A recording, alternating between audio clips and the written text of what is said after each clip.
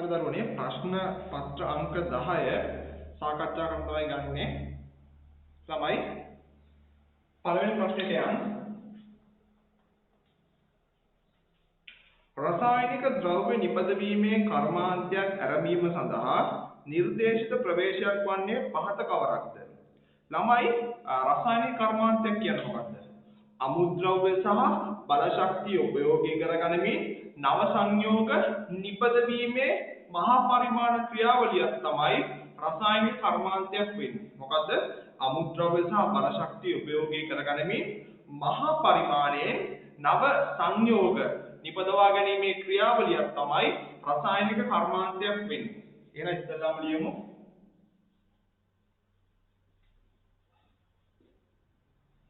රසායනික කර්මාන්තයක් යනු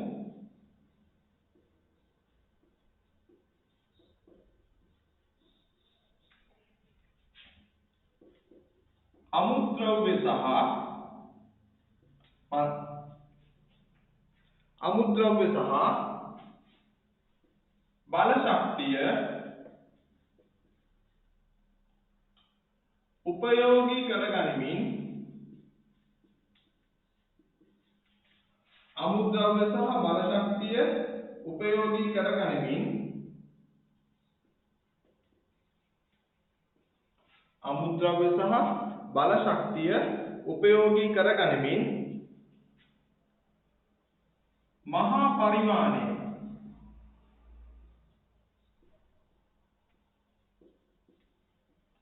නව සංයෝග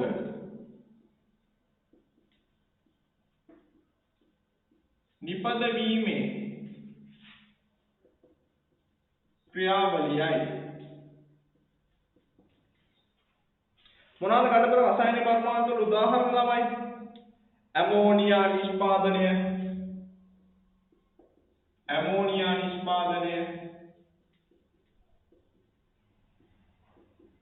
ඊට පස්සේ කෝස්ටික් සෝඩා සෝඩියම් හයිඩ්‍රොක්සයිඩ් නිෂ්පාදනය කෝස්ටික් සෝඩා එහෙම නැත්නම් සෝඩියම් හයිඩ්‍රොක්සයිඩ් නිෂ්පාදනය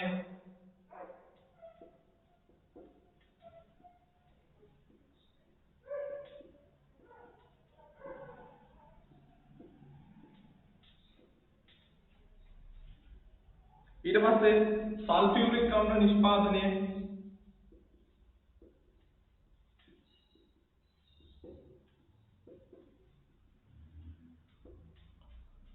අම්ල නිෂ්පාදනය ඊළඟට අපිට ගන්න පුළුවන් නයිට්‍රික් අම්ල නිෂ්පාදනය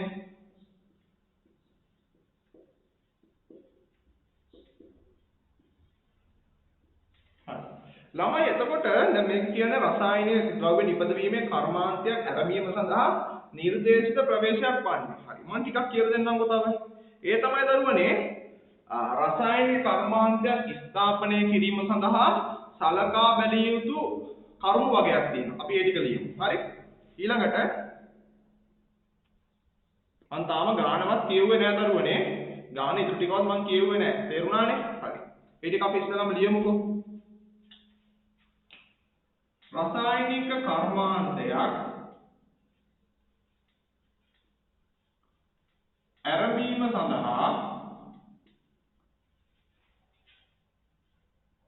රසායනික කර්මාන්තයක් ආරම්භීම සඳහා එම නිෂ්පාදන ක්‍රියාවලිය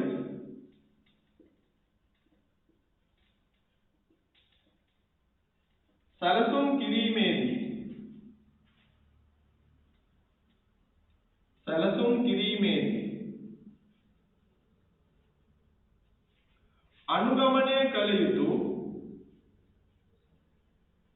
අනුගමනය කළ යුතු කරුණු. හරිද? පළවෙනි කරුණ තමයි දරුවනේ බලශක්ති නාස්තිය අවම වෙන විදිහට තමයි රසායනික කර්මාන්තයක් ආරම්භ කරන්න ඕනේ. සැලසුම් කරන්න ඕනේ. අපි ගමු එහෙනම් බලශක්ති නාස්තිය අවම වන පරිදි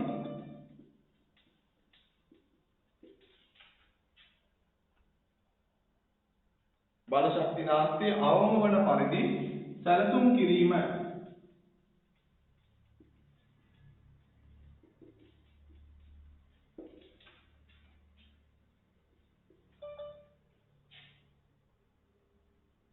ඊළඟට දරුවනේ අමුද්‍රව්‍ය සහ අතරමැදි ඵල වල නාස්තිය අවම වෙන්න සැලසුම් කරන්න ඕනේ. අමුද්‍රව්‍ය සහ අතරමැදි ඵල නාස්ති වීම අවම විදිහට සැලසුම් කරන්න ඕනේ.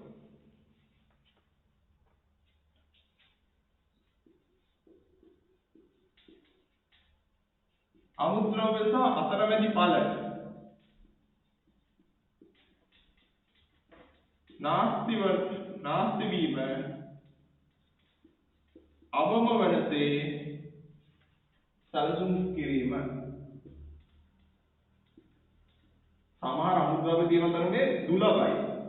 කියන්නේ ගොඩක් හොයන්න නැහැ. හරි? ඒතකොට මේ අමුද්‍රව්‍ය ඊටාම සීමා සහිතව තියෙන්නේ. ඉතින් හොඳටම පරිස්සම් කරන්න ඕනේ අමුද්‍රව්‍ය නාස්ති වීම අවම කරන්න ඕනේ. ඊළඟ දරුවනේ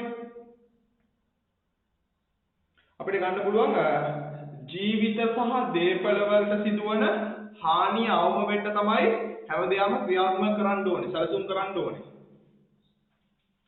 ජීවිත සහ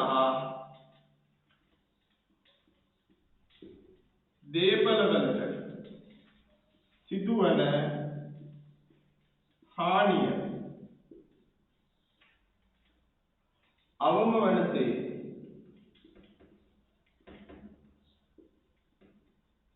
සැලසුම් කිරීම.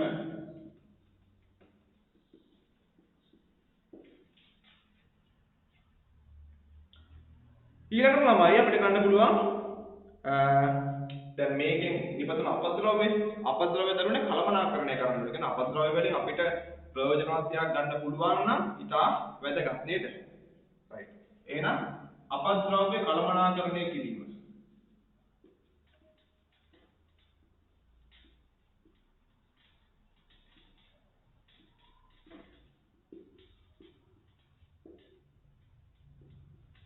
තව මොනවද ගන්න පුළුවන්?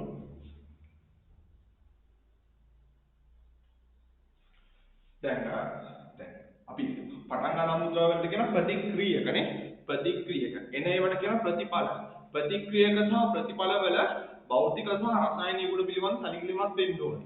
ඒවයි ගුණාංග, ඒවයි ජවලන උෂ්ණත්ව, හරි ඒවා ක්‍රියා කරන පීඩන, හරි ඒවාට අවශ්‍ය වන උෂ්ණත්ව පිළිබඳ සැලකිලිමත් වෙන්න ඕනේ.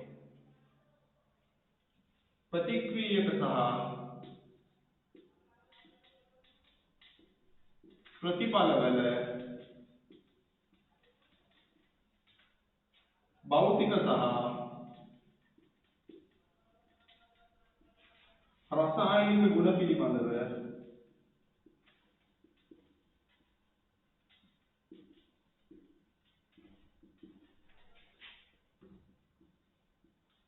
සැලකිලිමත් වීම.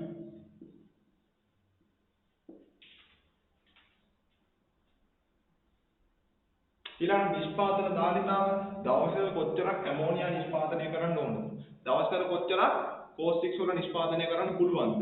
අන්න ඒ නිෂ්පාදන ධාරිතාව ගැන සැලකිලිමත් වෙන්න ඕනේ. තේරුණානේ? ඉල්ලුමට සරලව සැපයමක් දෙන්න ඕනේ. නිෂ්පාදන ධාරිතාව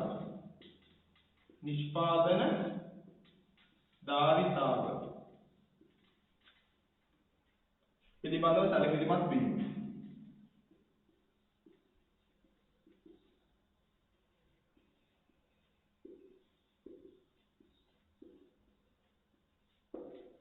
හරිද?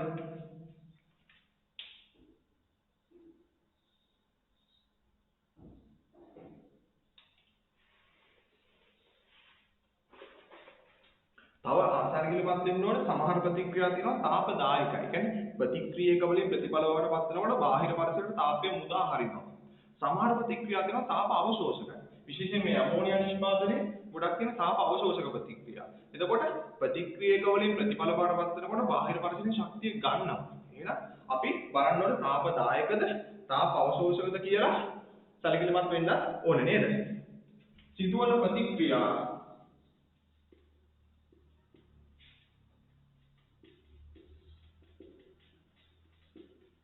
තාපදායකද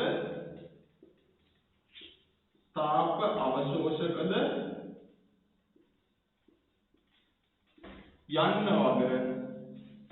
යන්න වග සැලකිලිමත් වීම.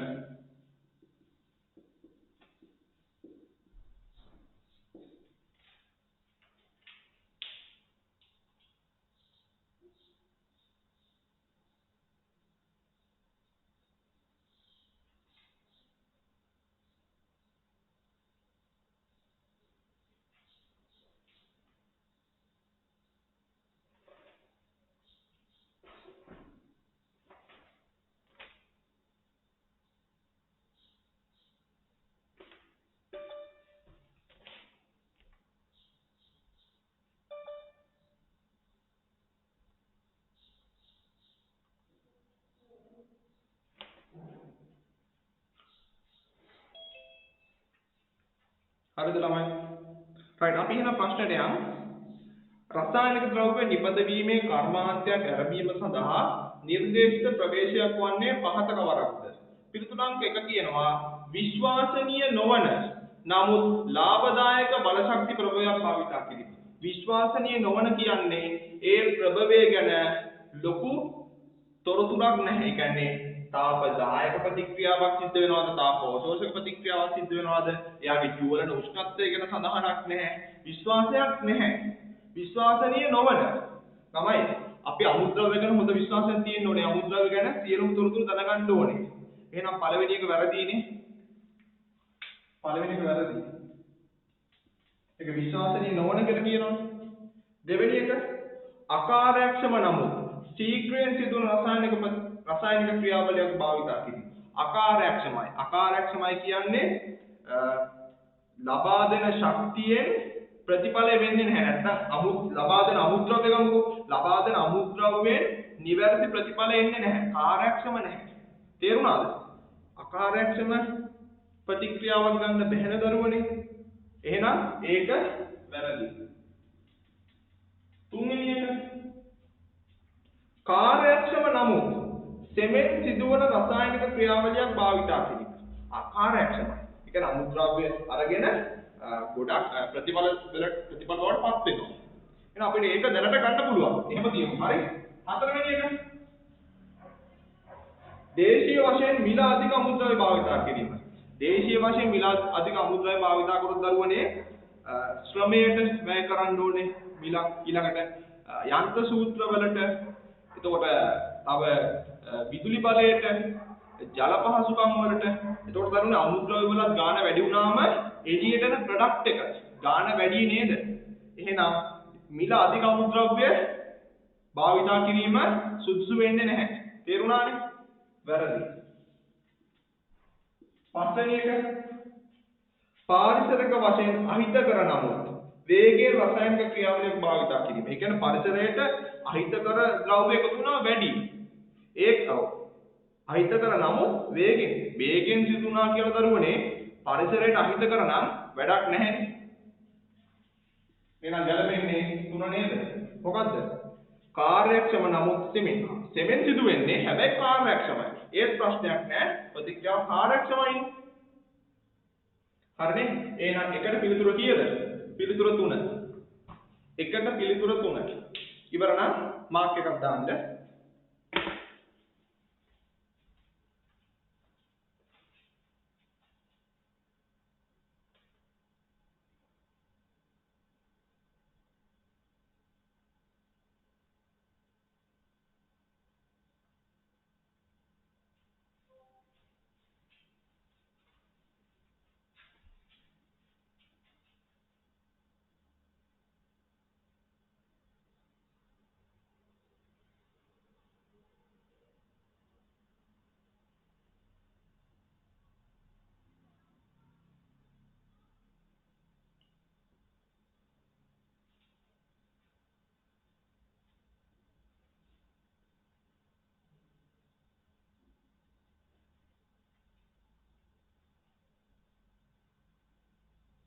අර ළමයි ඉවර නම් මාක් එකක් දාන්න.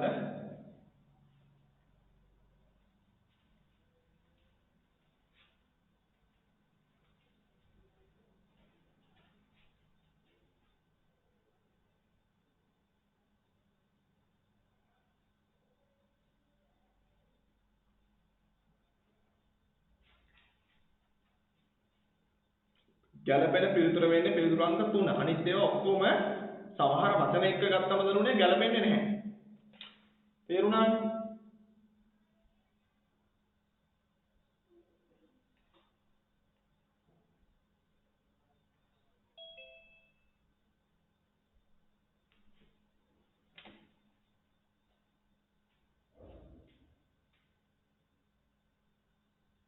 හරිද ඉවර අනිත් අය?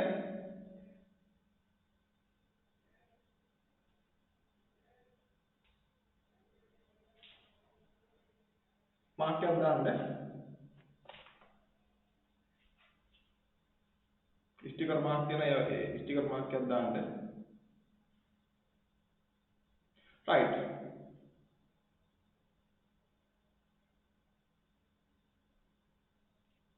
හරි. ළමයි ප්‍රශ්න අංක 2ට යන්න. පුනර්ජනනීය සම්පත් සම්බන්ධයෙන් වඩා නිවැරදි වන්නේ පහත කවර ප්‍රකාශද? ළමයි පුනර්ජනනීය සම්පත් කියන්නේ නැවත නැවත භාවිතා කරන්න පුළුවන් සම්පත්. මොනවද උදාහරණ? හිරු එළිය, සුළඟ, මුහුදු රළ, ජලය. ළමයි පුනර්ජනනීය ශක්ති ප්‍රභවනේ. මුහුදු රළෙන් විදුලි බලය නිෂ්පාදනය කරන්නත් පුළුවන්. ඒ ශක්තිය පාවිච්චි කරන්නත් පුළුවන් නේද? ඒතර අපිට ගන්න පුළුවන් මුහුදු රළ ගන්නත් පුළුවන්. එතකොට පුනර්ජනනීය සම්පත් සම්බන්ධයෙන් වඩා නිවැරදි වන්නේ පළවෙනි එක ස්වභාවය ඇත. පුනර්ජනනීය සම්පත් විතරක් නෙමෙයි පුනර්ජනනීය නොවන සම්පත් ස්වභාවය තියෙනවානේ නේද? ඒ කියන්නේ එකපාරක් විතරක් පාවිච්චි කරන්න පුළුවන් ඒවා. ඒවත් ස්වභාවයේ තියෙන ඒවා තියෙනවානේ. ඒකට ඒක වැරදිනේ. දෙවෙනි එක බොහෝ කර්මාන්ත සඳහා භාවිතා කරයි. මේක අහන්න වඩා නිවැරදි පිළිතුර. ඊළඟට තුන්වෙනි එක ස්වභාවයේ ඇති අතර කර්මාන්ත සඳහා භාවිතා කරයි. කර්මාන්ත සඳහා පුනර්ජනනීය නොවනත් භාවිතා කරනවානේ. හතරවෙනි එක බොහෝ කර්මාන්ත සඳහා භාවිතා කරන අතර ජෛව හායනයට ලක් වේ. ඒ කියන්නේ ශුද්ධ ජීවීන් මාර්ගයෙන් දි รา පත් වීම ජෛව හායනය. හරි? ඒක දරුවනේ පුනර්ජනනීය නොවනේවටත් ගන්න පුළුවන්. පුනර්ජනනීය සම්පත් සහ පුනර්ජනනීය නොවනේවටත් ගන්න පුළුවන් නේද? එතකොට පස්වෙනි එක නැවත භාවිත කරන අතර ස්වභාවිකව නැවත ජනනය වේ. නැවත නැවත පාවිච්චි කරන්න පුළුවන් නේ. ස්වභාවිකව නැවත ජනනය වෙනවා. සූර්ය ශක්තිය, සුළඟ, නේද? ඊළඟට මුහුදු රළ. එහෙනම් අපිට ගන්න පුළුවන් පිළිතුර කීයද දෙකට? පහනේ. එහෙනම් දෙකට ප්‍රශ්න දෙකට පිළිතුර පහ.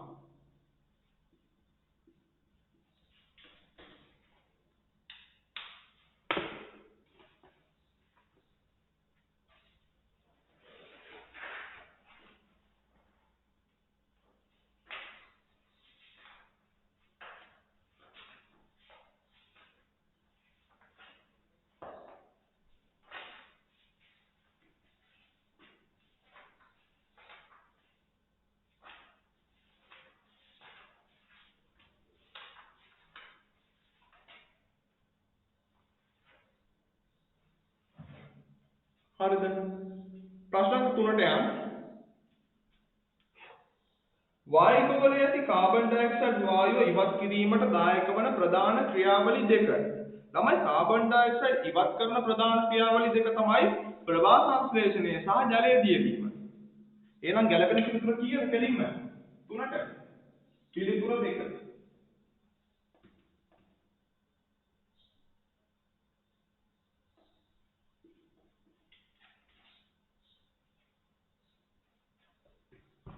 දැන් ඊට අමතරව ළමයි ඔගේ අනිත් පැත්ත හැවුවොත් ඒ කියන්නේ වායුගෝලයේ කාබන් ඩයොක්සයිඩ් ජනනය වන ප්‍රධාන ක්‍රම දෙක. මොකද්ද? වායුගෝලයේ කාබන් ඩයොක්සයිඩ් ජනනය වන ප්‍රධාන ක්‍රම දෙක. මම ඒක ලියන්නම්. හරි මෙතන ලියන්නම්. ඒ තමයි වායුගෝලයට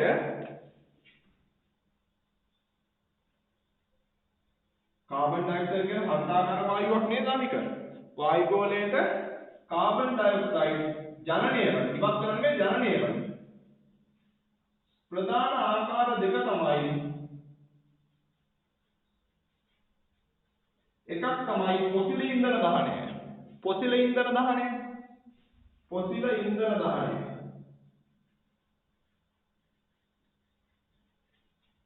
අනිත් එක තමයි දරුවනේ වනාන්තර ගිනි තැබීම.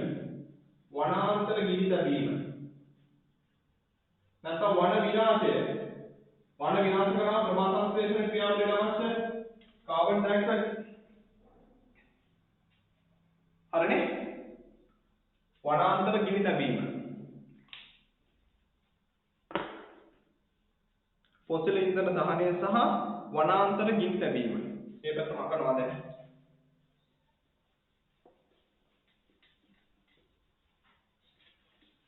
එහෙනම් 3ට එන පිළිතුර 2.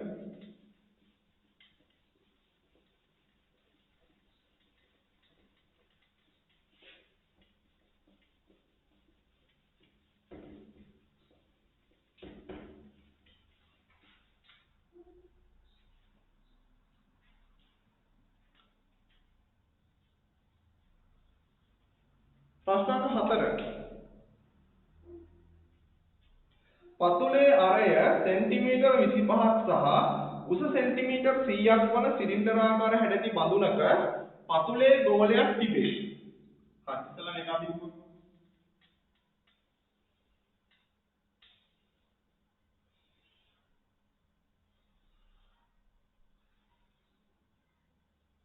පතුලේ ගෝලයක් තියෙනවා. ඒක වෙන පාටකින් අඳින්නම්.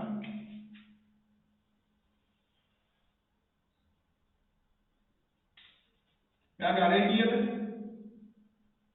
සෙන්ටිමීටර් 25යි නේ. මෙයාගේ උස සෙන්ටිමීටර් 100යි. h වලගේ සෙන්ටිමීටර් 100යි. මොකද්ද කියන්නේ? මෙම බඳුන පිරවීමට ජලය 155.5 ලීටර අවශ්‍ය වෙනවා. ඒ කියන්නේ මේක පුරවන්න දැන් මේක පුරවනකොට දරුවනේ හොඳට ඔයගොල්ලෝ තේරෙනවා නේද? මේ ගෝලයේ අවකාශය අවශ්‍ය වෙන්නේ නැහැ කියලා කිරීමට. ගෝලයේ අවකාශය අවශ්‍ය වෙන්නේ නැහැ. ගෝලයේ අවකාශය නැතුව පුරවන්න කොච්චරක් ඕනද? ජලය 155.5 ලීටර නේ. 155.5 ලීටර ඕනේ. මේ ගෝලයේ අරය යනවා. අරය. දැන් ළමයි අපි ඉස්සෙල්ලාම හොයමු නේද? ඔය සිලින්ඩරේ පරිමාව. සිලින්ඩරේ පරිමාව. තව දත්ත ටිකක් කියනවා. මොකක්ද ඒ දත්ත ටික? ඒකත් බලා ගන්න. මිලිලීටර් එකක් කියන්නේ ඝන සෙන්ටිමීටර් 1යි. ෆයිබර් වලට 3ක් කියලා ගන්න කියන්නේ. 7න් 22ක් නෙමෙයි 3ක් කියලා ගන්න කියන්නේ. එහෙනම් සිලින්ඩරේ පරිමාව V සමානයි 5r වර්ගයේ සිලින්ඩරේ හොයන්නේ 5 කීයද 3යි නේ. සිලින්ඩරේ අරය කීයද 25යි. 25 වර්ගය. h කීයද 100යි නේ. ඒක සුළු කරන් ගන්නවනේ. ඔක සුළු කරාම කීයද එන්නේ? කැලෙන් යන සුළු කරන්නකො 25 වැඩි කිරීම 25 වැඩි කිරීම 100 වැඩි කිරීම 3 නේ. 1,87,500ක් වෙනවානේ. 1,87,500 මොනයින්ද? ඝන සෙන්ටිමීටර්. මේක තියෙනවනේ ඝන සෙන්ටිමීටර් එකක් කියන්නේ මිලිලීටර් එකක් කියලා. එතකොට මෙයා මිලිලීටර් වලින් කීයද? 1,87,500. ළමයි අපි දන්නවා මිලිලීටර් 1000ක් කියන්නේ ලීටර් 1යි. එතකොට මේක ලීටර් කරන් කීයද බෙදන්නේ? ආයෙ 1000න් බෙදන්න. 1000න් බෙදුවොත් කීයද එන්නේ? Litre 187.5 litre. ඔය තමයි සිලින්ඩරේ පරිමාව ලීටර් වලින්. කියන්නේ ගෝලයේ ගැන හිතන්න නැතුව දරුවනේ සම්පූර්ණ සිලින්ඩරේ පරිමාව ගත්තොත් 187.5ක් එනවා. තේරුණාද? 187.5ක් එනවා. හරිද? එහෙනම් ඊට පස්සේ මොකද්ද කරන්න ඕනේ? අපි ඊට පස්සේ අපිට බලන්න පුළුවන් නේද දරුවනේ? දැන් මේ ගෝලෙත් එක්කම පුරවන්න ජලය කොච්චරක් ඕනද? 155.5 ලීටරනේ. සිලින්ඩරේ සම්පූර්ණ පරිමාව ලීටර වලින් ආවනේ. එහෙනම් අපිට ගෝලයේ පරිමාව හොයාගන්න පුළුවන් නේ. ගෝලයේ පරිමාව කියන්නේ සමස්ත සිලින්ඩරයේ පරිමාවෙන් අඩු කරනවා අර ජලයේ පුරවන පරිමාව. එතකොට ඉතුරු වෙනවනේ මේ ගෝලයේ පරිමාව. එහෙනම් ගෝලයේ පරිමාව කියන්නේ තරුවනේ සිලින්ඩරයේ පරිමාව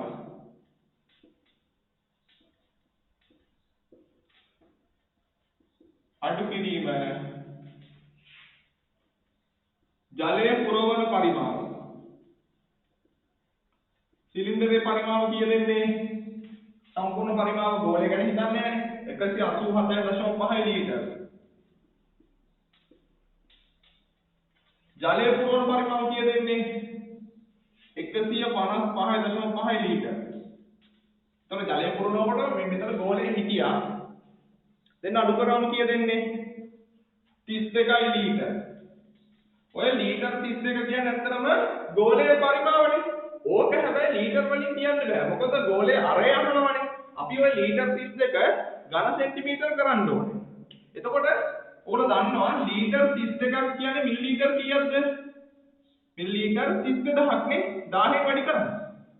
32000ක් නේ. ඉතින් මේ මිලිලීටර් 32000 ඝන සෙන්ටිමීටර් වලින් කීයද? 32000යි. එහෙනම් ඊළඟට අපි ගෝලීය පරිමාව යමු ආයේ. ගෝලීය පරිමාවේ සමීකරණ දාමු. ගෝලීය පරිමාව කියන්නේ 3න් 4යි πr ඝනය. ඕකනේ සමීකරණේ ගෝලීය පරිමාව දැන් දීලා ඔන්න 32000යි.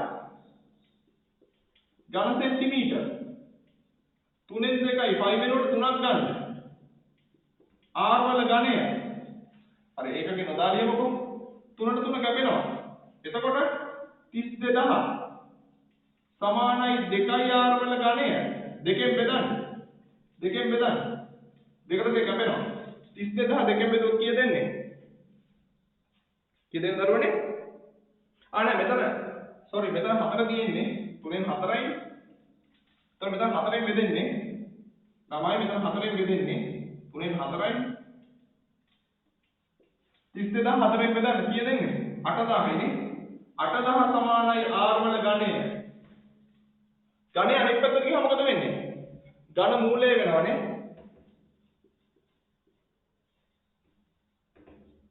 ඝන මූලය කියන්නේ මෙහෙමනේ. 8000 3න් එකනේ. තමයි 8000 කොහොමද හදන්න පුළුවන්? 8000 හදන්න පුළුවන් නේද දරුවනේ 20 වැඩි කිරීම 20 වැඩි කිරීම 20 කියලා. 20 වැඩි කිරීම 20 වැඩි කිරීම 20. ඒ කියන්නේ 20 තුන්වෙනි බලය. 8000 කියන්නේ 20 තුන්වෙනි බලය. එළියෙන් ඉන්නවා 3න් එක. මෙතන තියෙන ගුණ කිරීමනේ. එතකොට මේ 3ට 3න් එක කැපෙනවනේ. උත්තරේ කීයද දෙන්නේ? සෙන්ටිමීටර් 20යි. පිළිතුර කීයද? පිළිතුර අංක 1. පිළිතුර 1.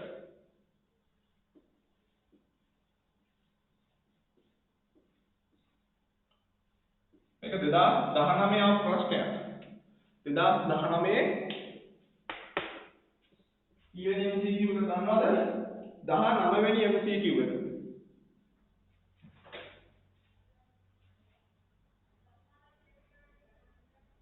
ඉවර නම් මාර්කයක් දාන්න.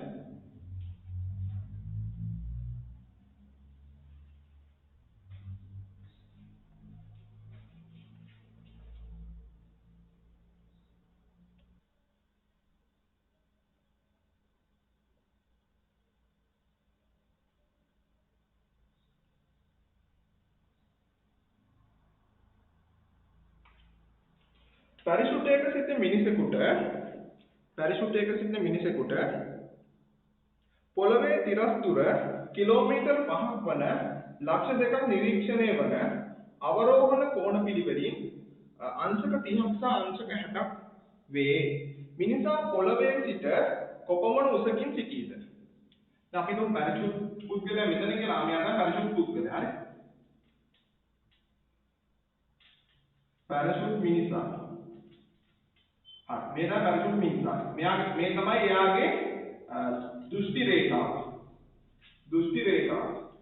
එතකොට අවරෝහණ කෝණ ඇති වෙන දරුවනේ දෘෂ්ටි රේඛාවෙන් පහළ බලන වස්තුවක් දෙසනේ. එතකොට පල්ලෙහා තමයි තියෙන්නේ. කෝණ දෙකක් නේ. ස්ථාන දෙකක් පේනවා. එතකොට එකක් අංශක කීයද? අංශක 30යි. කොහොමනේ? අනිත් එක අංශක 60යි. එතන මේ ස්ථාන දෙක තියෙන දරුවනේ පොළවේනේ. එතකොට මේ ස්ථාන දෙක අතර දුර වෙන්නේ කිලෝමීටර් 5යි. මේ ස්ථාන දෙක අතර දුර වෙන්නේ කිලෝමීටර් 5යි. ළමයි එතකොට මේ උස නේද සිරස් උස. ඒක ඇඳ නැති වුණාට මේකනේ සිරස් උස. මේක තමයි සිරස් උස.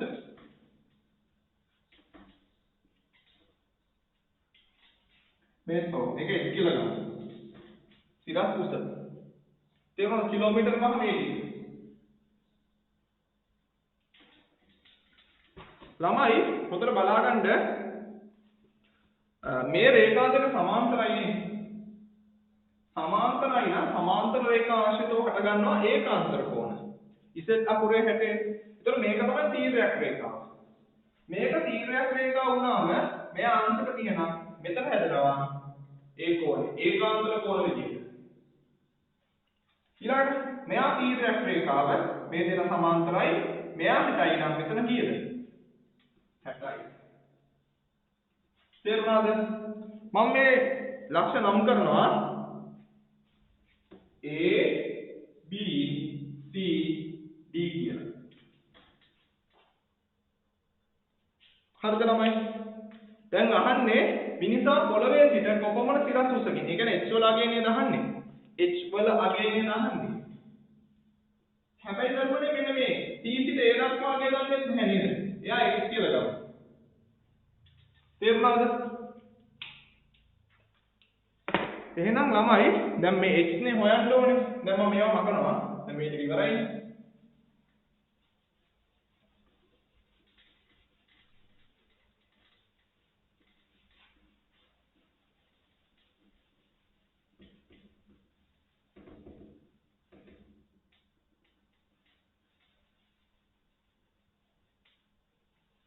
ළමයි මම එක ඍජුකෝණී ත්‍රිකෝණයක් ගන්නවා. මොකද්ද?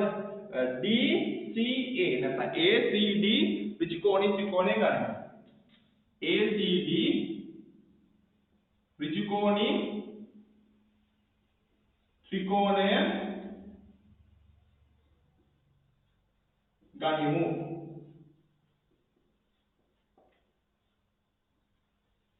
හරි. මම ඒ ඍජුකෝණී ත්‍රිකෝණය වෙනම අඳින්නම්. මෙතන C මෙතන A මෙතන D මෙයා අංශක 60යි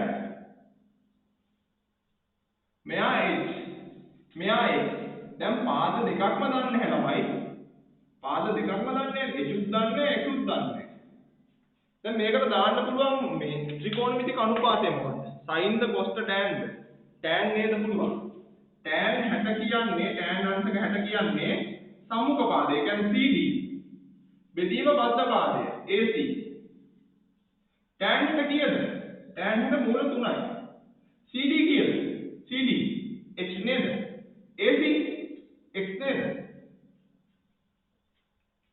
තේරුණාද දරුවනේ ඕකේ X උක්ත කරන්න X උක්ත කරනවා කියන්නේ X උඩට යනවා මූල 3 පල්ලෙහාට යනවා ඒතර X වෙන්නේ H බෙදීම මූල 3යි ඔන්න ඕක හදාගෙන තියාගන්න දැනට ඊට පස්සේ ගන්නවා දරුවනේ අනික් ත්‍රිකෝණී ත්‍රිකෝණය ලොකු එක මොකද්ද BCD මොකද්ද BCD ත්‍රිකෝණී ත්‍රිකෝණය BCD ත්‍රිකෝණී ත්‍රිකෝණය ගනිමු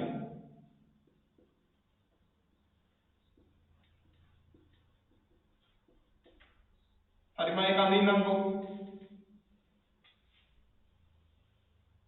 මෙතන C මෙතන D මෙතන B කෝණය කීයද අංශක 30යි දැන් සම්මුඛ පාදේ දන්නේ නැහැ නේ මෙතන අංශක 90යිනේ බද්ධ පාදේ වෙනවා දැන් මේ ටික කිලෝමීටර් 5යිනේ මේ ටික x නේ පහදන x කියලා ලියන්න පුළුවන් නේ පහදන x නේ පහදන x නේ BC දුර වෙන්නේ මේ x දුරයි කිලෝමීටර් 5 දෙකේම එකතුව මේකට ගන්න පුළුවන් tan නේද tan 30 කියන්නේ මොකක්ද දරුවනේ සම්මුඛ පාදය CD බෙදීම මධ්‍ය පාදය BC tan 30 කියන්නේ මූල 3යි CD වලගේ අපිට x නේ හොයන්න ඕන දරුවනේ h හොයන්න ඕන නම් h නැති කරන්න බෑ h අයින් කරන්න බෑ අපිට අයින් කරන්න ඕන අකුර තමයි x අකුර x අකුර අපිට ඕනේ නැහැ ළමයි අපිට ඕනේ h අකුර අන්තිම උත්තරේට BC කීයද පහදන x හරිද හරස් කුලිතයක් දාන්න ඉස්සෙල්ලාම පහදන x සමානයි මූල 3යි h කොහොමනේ දැන් x වෙනුවට h බෙදීම මූල 3 ආදේශ කරන්න ඔන්න බලා ගන්න ඊළඟට එනවා මෙතන x වෙනුවට ආදේශ කරා කවුද h බෙදීම මූල 3 එහෙනම් පහදන x වෙනුවට ආදේශ කරා h බෙදීම මූල 3 සමානයි මූල 3h. තේරුණාද? ඊට පස්සේ ළමයි දැන් අපිට එක පැත්තකට යන්න බෑනේ. මෙහෙම කරන්න පුළුවන්. මෙන්න මෙහෙම. ඒ තමයි මෙතන අපි පොදු හරයක් ගන්නත් පුළුවන් නේ. ඔව් පොදු හරයක් ගමුකෝ. මෙතන යන්නේ එකනේ. මූල 3. එතකොට 1යි මූල 3යි ගත්තාම මූල 3 නැහැනේ. එයා මේ 5න් වැඩි කරනවා. 5යි මූල 3යි. මූල 3 මූල 3ම 1යි 1 වැඩි කිරීමේ 1යි. සමානයි මූල 3යි. ආයෙත් දාන්න වෙනවා නේද? හරස් ගුණිතය. එතකොට 5යි මූල 3 ධන 1න් වැඩි කරාම ඒකමයි නේ ඉන්නේ. මෙතන මූල 3 වැඩි කිරීම මූල 3යි එන්නේ. තමයි මූල 3යි මූල 3යි වැඩි කරාම කියලා එන්නේ. 3යි නේද? සාමාන්‍ය සංඛ්‍යාව 3 වෙනව නේද? 3යි. අර ධනෙත් මෙහෙට ගෙනියන්න. ධනෙත් මෙහෙට ගෙනියම මොකද උනේ? ඍණ h වෙනවා නේ. 3යි ඍණ h. ඒ කියන්නේ 2යි h නේ. 2යි h සමානයි කීයද? 5යි මූල 3යි. දෙකෙන් බෙදන්න. දෙකෙන් බෙදන්න. එහෙනම් අන්තිම උත්තරේ 5යි මූල 3 බෙදීම 2යි කිලෝමීටර් සමානයි h. පිළිතුරු අංක කීයද? පිළිතුරු අංක 3. 5ට පිළිතුරු 3.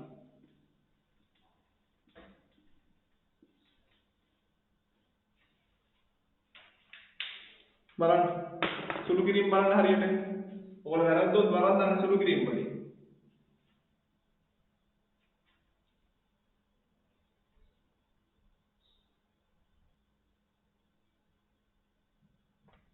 හරි ප්‍රශ්න අංක 6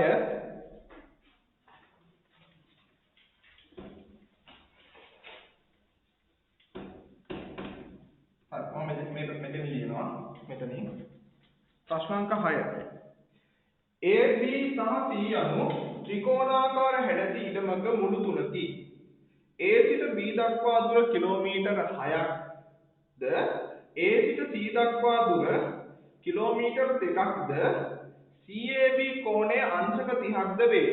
ඉඩමේ වර්ගඵලය කොපමණද? චූටි කටු සටහනක් ගන්න ගන්නකො.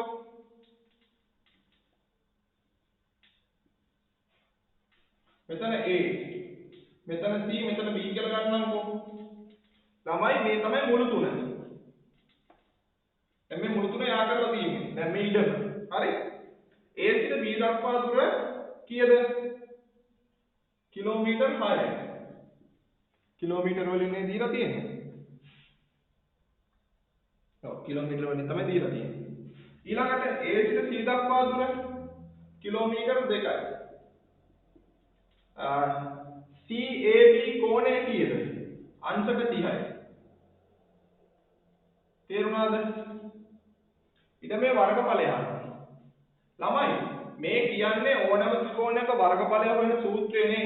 එතකොට මේ වර්ගඵලය හොයන්න නම් ළමයි එක කෝණයක් දැනගෙන ඉන්නත් ඕනේ අභ්‍යන්තර ඒ කෝණේ දෙපැත්තේ පාද දෙක දැනගෙන ඉන්නත් ඕනේ. එහෙනම් ගලපෙනවනේ. එහෙනම් වර්ගඵලය කියන්නේ භාගයයි AB sin θ සමීකරණේ. භාගයයි AB sin θ. तर අපිට ගන්න පුළුවන් AB වලට මේ පාද දෙක මෙයා A වුණොත් මෙයා B. නැත්නම් මෙයා A වුණොත් මෙයා B. θ වෙන්නේ කීයද? අංශක 30යි. මේ කෝණය මොනවාගේද? sin වගේ ගන්න ඕනේ. A කීයද? කිලෝමීටර් 6ක් කියලා ගන්නකො. B kilometre 2යි. වැඩි කිරීම sin මේ කෝණය. අංශක 30යි. sin අංශක 30. දෙකට දෙක කැපෙනවා. 6 වැඩි කිරීම sin 30 කීයද? භාගයයි. 6 භාගය පිළිතුර කීයද? 3යි වර්ග කිලෝමීටර්. එහෙනම් පිළිතුරු අංක කීයද? පිළිතුරු අංක 2. පිළිතුර 2.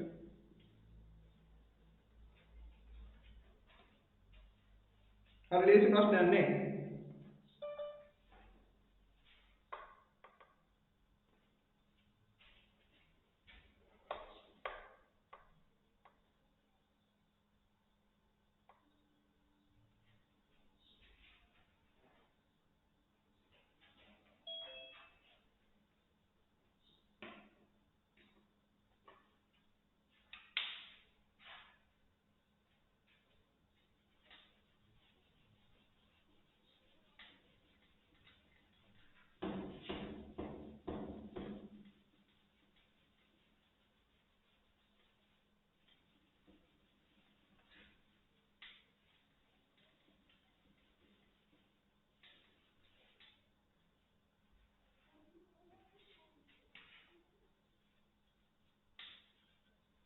ප්‍රශ්න අංක 7ට යන්න.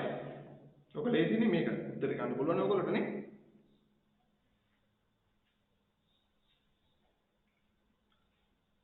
y සමානයි 2x ධන 3 සහ y සමානයි 2x 3x ධන 2 යන රේඛා දෙකෙහි ඡේදන ලක්ෂ්‍ය හරහා යන්නා වූ රේඛාවක්.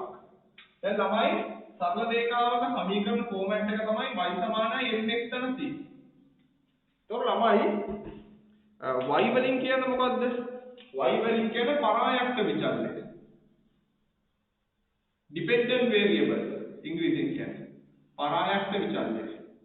ඊළඟ m වලින් කියන්නේ අනුක්‍රමණය නැත්නම් බෑවුම. අනුක්‍රමණය නැත්නම් තව නමක් කියනවා බෑවුම. x කියන්නේ ස්වායක්ත විචලනය. independent variable. ස්වායක්ත විචලනය. මේක බෑවුම කියන්නේ හරි. ස්වායක්ත විචලනය. c වලින් කියන්නේ අන්තක්ඛණ්ඩය. මේක තමයි සරල රේඛාවක සමීකරණ ෆෝමැට් එක. දැන් මම පොඩි සටහනක් ඉතින් කඩු සටහනක් අදින්නම්කෝ.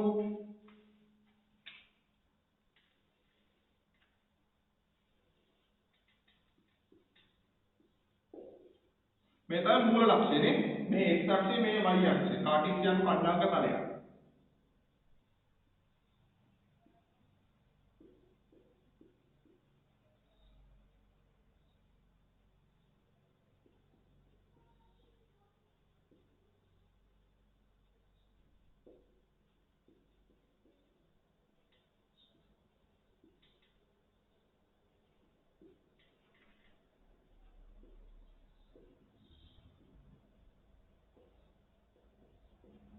දැන් එක සරල රේඛාවක් ගැන කියලා. මොකද මේ සරල රේඛාව?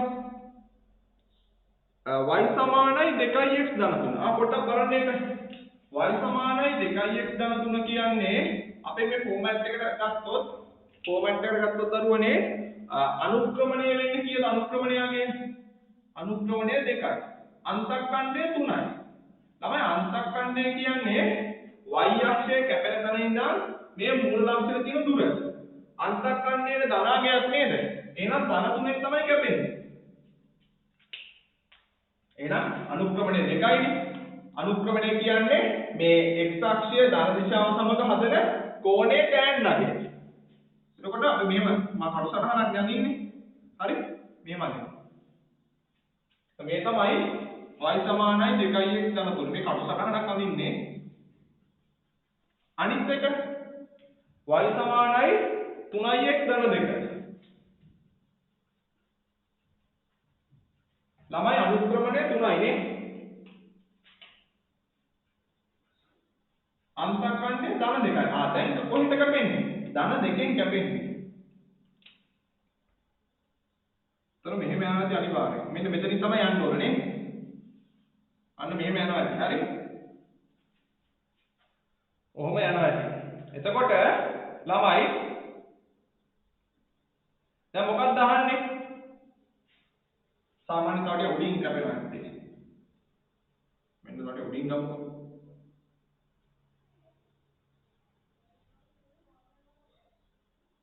මේක තව ටිකක් ඉන්න මම තව අඳින්න. පොඩ්ඩයි ඉන්න. 1 2 3යි.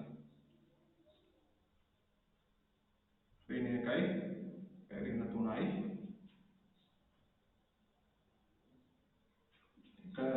කියන කමෙන් 3ෙන් නේ. ඔව් පළවෙනි එක කැපෙන 3ෙන් නේ. ඔන්න පළවෙනි එක. දෙවෙනි එක කැපෙන්නේ කොහෙන්ද? 2කින් නේ. 2කින් නේ. 2කින් තමයි කැපෙන්නේ. හරි. ඔය දින රේඛා දෙක. තේරුණාද? ତର මේ තියෙන්නේ y සමානයි 2x ධන 3. මේ අනිත් එක ළමයි y සමානයි 3x ධන 2.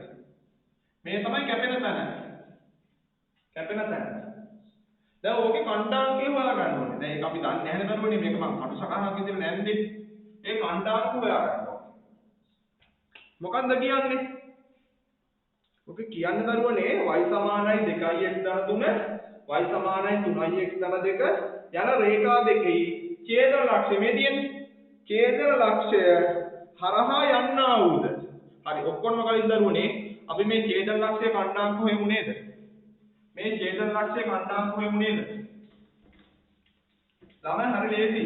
ඔය ඡේදන ලක්ෂ්‍ය කණ්ඩාංක හොයන්න ඔය සරල රේඛා දෙකම y සමානයි mx ධන c ආකාරයෙන් ඉන්නවනේ. y සමානයි mx ධන c ආකාරයෙන් මේ දෙන්නම ඉන්නවනේ. එහෙනම් ප්‍රස්තාව දෙක ලියාගමුකෝ. y සමානයි 2x ධන 3 ඒ අංක 1 අනිත් එක y සමානයි 3x ධන 2. ළමයි මේ ඡේදන ලක්ෂ්‍ය කියන්නේ මේ ඡේදන ලක්ෂ්‍ය මේ සරල රේඛා දෙකම ප්‍රස්තාව දෙකම පොදුයි. පොදු ලක්ෂ්‍යය. එතකොට මේ සමීකරණ දෙකේ වම් පැත්ත සමානයි. නෑ එක සමානයි දෙක වම් පැත්ත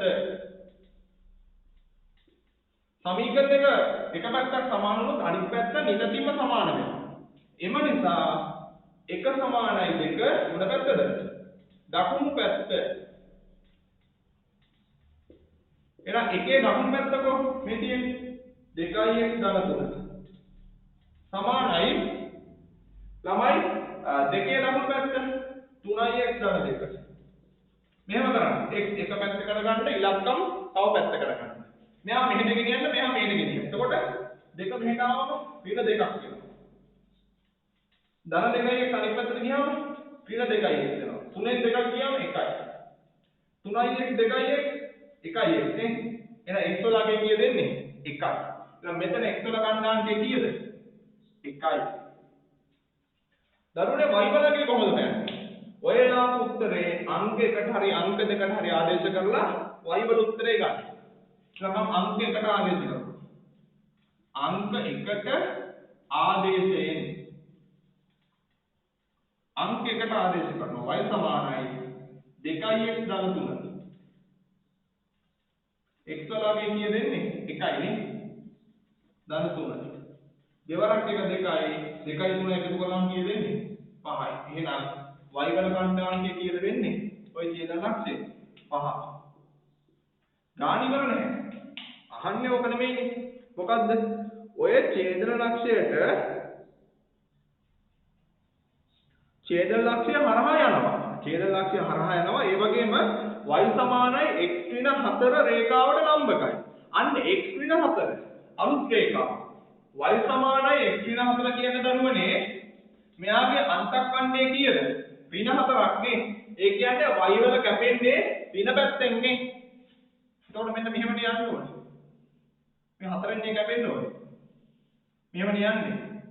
මේ දිනේ රේඛාව y සමානයි x ඍණ 4. මෙයාට ලම්බකයි. එහෙනම් අපිට ඕනේ මේ රේඛාවට ලම්බක රේඛාව මෙන්න මේ කැපෙන ලක්ෂ්‍ය හරහා යන්නේ. එයාව මම දින්නම් මෙන්න මෙයාව තමයි අපිට ඕනේ. මෙන්න මෙයා. මෙයා කි මෙයාව තමයි ඕනේ. ලම්බකයි අංශ ගන්නවා. දැන් මෙයාගේ අනුක්‍රමණය කීයද දරුවනේ? මෙයාගේ අනුක්‍රමණය y සමාන mx ධන c දාන්නකො. m වලගේ කීයද වෙන්නේ? ධන 1යි නේ ඉස්සරහින් තියෙන එකනේ.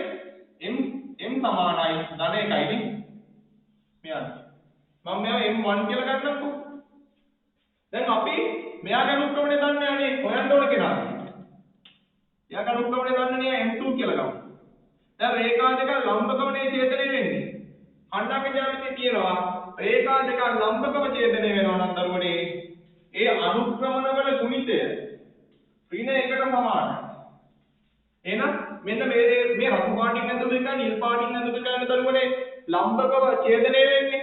එහෙනම් රතු පාටින් ඇඳපු එක්කෙනාගේ අනුක්‍රමණය කීයද m1? ධන 1යි. m2 දන්නේ නැහැ නේද? සමානයි ඍණ 1යි. ඉතින් එක වැඩි කිරීම m2 වලගේ කීයද වෙන්නේ? ඍණ 1යි. එහෙනම් m2 ඍණ 1යි. අහන්නේ මොකද්ද? අන්න ඔය නිල් පාටින් ඇඳපු රේඛාවේ මොකක්ද අහන්නේ? අන්තක්ඛණ්ඩයනේ. ඔය නිල් පාටින් ඇඳපු රේඛාවේ අනුක්‍රමණය දන්නවා. කීයද? ඍණ 1ක් කියලා දන්නවා. ඒ වගේම එයාගේ ලක්ෂ්‍යයක් දන්නවා. මෙන්න මේ ලක්ෂ්‍යය. ඒ නිල් පාටින් ඇඳ රේඛාව එක ලක්ෂ්‍යයක් දන්නවා. ඒ තමයි කලින් රේඛා දෙකේ ඡේදන ලක්ෂ්‍යය. ඒ ලක්ෂ්‍යය මොකද්ද? 1,5. ඒතකොට y සමානයි mx ධන c දානවා. y වලට ගන්න පුළුවන් නේද මේ ඡේදන ලක්ෂයේ නැත්නම් මේ නිල් පාට රේඛාවට අයිති මේ ලක්ෂයේ y වල එනාගේ පහනේ m කීයද ඍණ 1යි x කීයද ධන 1යි ධන c ඍණ 1 වරක් එක ඍණ 1යි ඍණ 1 අනිත් පැත්තට ගියාම ධන 1යි 5යි 1යි කීයද 6යි එහෙනම් අන්තක්ඛණ්ඩය 6යි ඕක නේද අහන්නේ පිළිතුර කීයද පිළිතුර 5 7ට පිළිතුර 5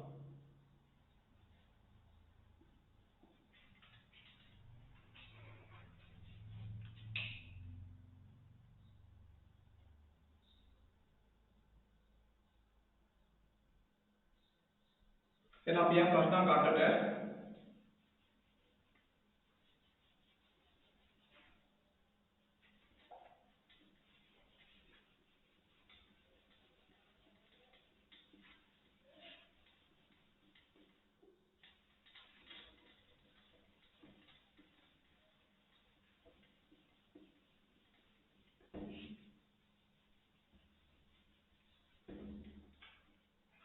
ප්‍රශ්න අංක 8 කියන්නේ AB යනු y සමාන x ධනයක රේඛාව මත පිහිටි දිග ඒකක මූල 8ක් වන රේඛා ඛණ්ඩයකි. ප්‍රශ්න අංක 8. පොඩි කටසටහනක් වගේ එඳගමුකෝ. xy බිඳුව 1 තේරුණාද?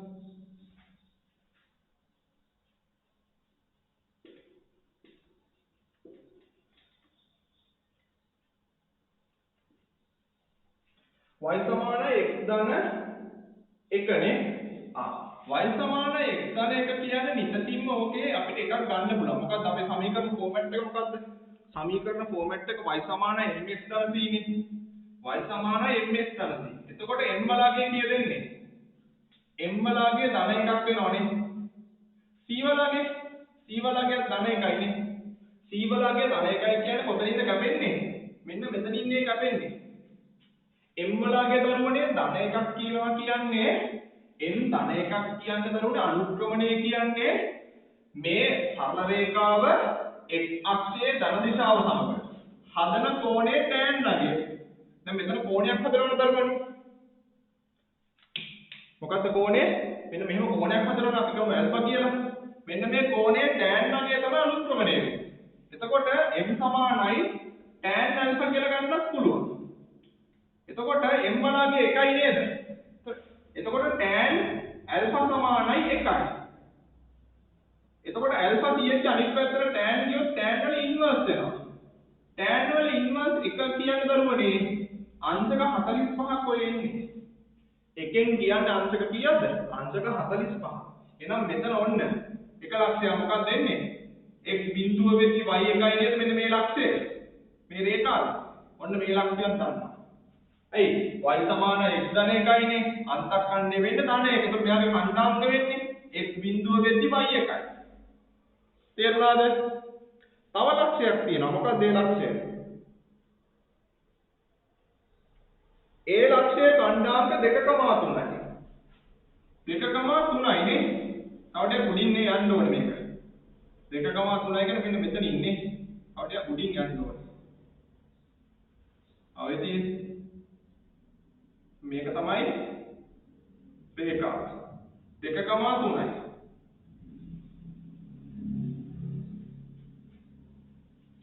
ඒ සමීකරණේ මේ රේඛා සමීකරණය තමයි y සමානයි x ධන 1යි.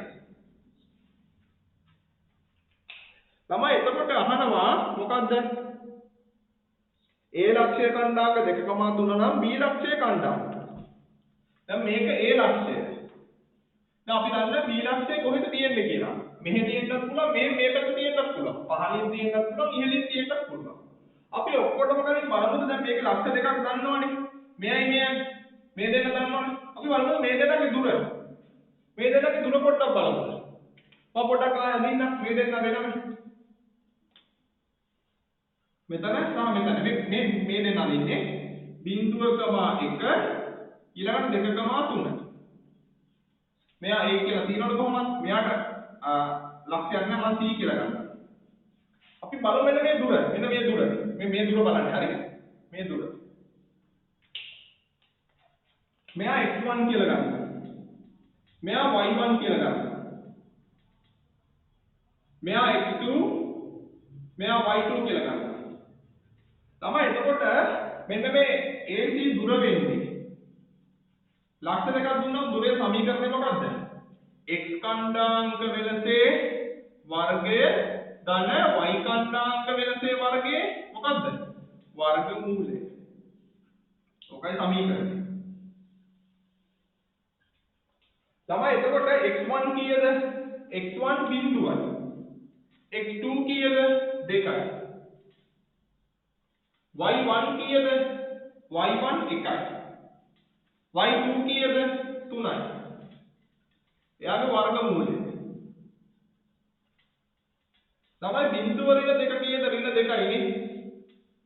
1 ඍණ 3 ඍණ 2යි නේ. තමයි ඍණ 2 වර්ගය කීයද? 4යි. ඍණ 2 වර්ගය 4යි. 4යි 4යි කීයද? 8යි. එහෙනම් AC වල එන්නේ කීයද? මූල 8යි. ඈ මූල 8 කලින් තිබ්බා. AB වල නේද? එතකොට දැන් මේ AC වල දිග වෙන්නේ කීයද? මෙතන C නේ. මෙයා කීයද දිග වෙන්නේ? මූල 8යි. මෙයා මූල 8යි නේ අපි හරියටම දන්නවා නේද? B ඉන්නේ උඩින්. B ඉන්නේ උඩින්. මෙතන මූල 8යි. එහෙනම් B ඉන්නේ මූල 8කින්. මෙතන තමයි B තියෙන්නේ. ඉතින් B වල කණ්ඩායම් කියනවා x2 y2 අපි ගමු x2 y2 කියලා ගමුකෝ දැනට හරි එතකොට මේ A කියන්නේ හරිනම් දරුවනේ මේ C සහ B ලක්ෂ දෙකේ හරි මැද නේද මේ A වල කණ්ඩායම් කියන්නේ C සහ I මෙයක් මූල 8යි මෙයක් මූල 8යි දැන් B ඉන්නේ අනිවාර්යයෙන්ම ඒට වඩා උඩින්නේ ඒට වඩා පහළින් ඉන්න ලක්ෂය අපි හොයාගත්තනේ ඒකේ කණ්ඩායම්ගේ බිඳුවකම එකනේ නේද? ඒව උත්තර කොතනවත් නැහැ නේද? එහෙනම් මෙයාවනේ හොයන්න මෙයක් මූල 8යි නේ. දැන් මෙයක් මූල 8යි නම් ගානම කියනවනේ A සිට B දක්වා මූල 8යි. ඒ කියන්නේ දරුවනේ C සිට B දක්වා ගත්තොත් A කියන්නේ මේ C සහ B ලක්ෂ දෙකේ හරිමද නේද? එහෙනම් ලක්ෂ දෙකක් අතර හරිමද තියෙන තවත් ලක්ෂයක කණ්ඩායම් වල සමීකරණ දැම්මම හරි. එහෙනම් ඒක මම ආයෙ අදින්න. ඔන්න C මැද A උඩ B C වල කණ්ඩායම්කේ කීයද? 0.1 A වල කණ්ඩායම්කේ 2.3 ඊළඟට B වල කණ්ඩායම්කේ දන්නේ නැහැ x2 y2 කියලා ගමු. දැන් අපිට මේ දුරවල් සමානයි සමාන හින්දා 1 2 කියලා ලියන්න පුළුවන්. ආයෙ මූලට ලියන්න ඕනේ නැහැ දරුවනේ. 1 2 කියලා ලියන්න. ඇයි? මේ දෙන්න සමානයිනේ. මම මෙයාව නම් කරන්නම් x1 y1 කියලා. මෙයාව නම් කරනවා මැද capital X capital Y කියලා. ළමයි ලක්ෂ දෙකක් අතර හරි මැද්ද තියෙන ලක්ෂයක x කණ්ඩායම හොයන්නේ ළමයි දෙපැත්තේ තියෙන x කණ්ඩායම දෙක එකතු කරන්න. බෙදන්න දෙකෙන්. ඔන්න ඕකයි සමීකරණය. දැන් අපි මැද තියෙන කණ්ඩායමකේ දන්නවා කීයද? 2යි. x1 කීයද? 0යි. x2 කීයද? හොයන්න ඕනේ ඒකනේ. බෙදීම 2. තේරුණාද? එතකොට හරස් කුණිතය දාන්න දෙවරක් දෙක කීයද? x2 4යි එන්නේ. ඔන්න x2 4ක් වෙනවා. y2 හොයන්නේ කොහොමද? මැද y අපි දන්නවා මැද y වල කණ්ඩායමකේ හොයන්නේ ලක්ෂ දෙකක අතර හරි මැද්ද තියෙනකොට y වල කණ්ඩායමකේ හොයන්නේ දෙපැත්තේ තියෙන y කණ්ඩායමක එකතු කරා. y1 දාන y2 දෙකෙන් බෙදුවා. මැද y වල කණ්ඩායමකේ දන්නවා කීයද? 3යි නේ. y1 කීයද? y1 1යි. දාන y2 බෙදීම 2. හරස් කුණිතේ දාන 3 වලක් දෙක කීයද? 6යි. 6 සමාන 1 දාන y2. 6 එකක් අඩු කරන් කීයද එන්නේ? y2 වෙන්නේ 5යි. එහෙනම් 4,5 පිළිතුර කීයද? පිළිතුර 4 පිළිතුර අංක 4. හැබැයි දරුවනේ ඔක වෙන විදිහකට හිතුවොත් ඕකට සමහරකට දාන්න වෙනවා මොකද්ද? ද්විපද ප්‍රසාරණය බව ත්‍රිපද වර්ගවල ප්‍රසාරණය බව දාන්න වෙනවා.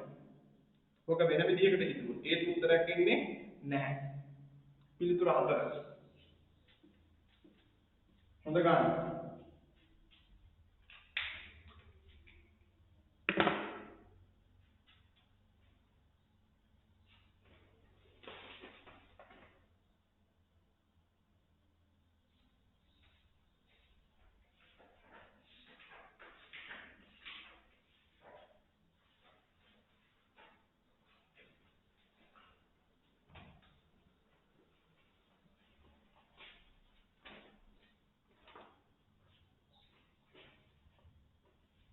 ඉවරට මාක් එකක් දාන්න.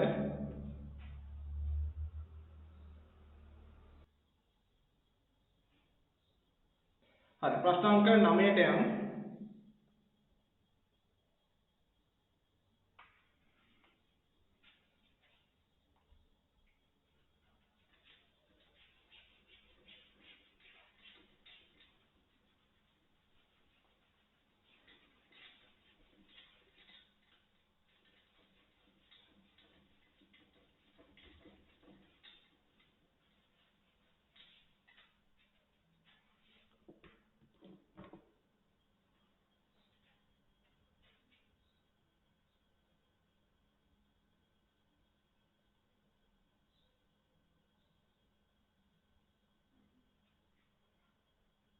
රූප සටහනේ දැක්වෙන පරිදි කේන්ද්‍රය O සහ අරය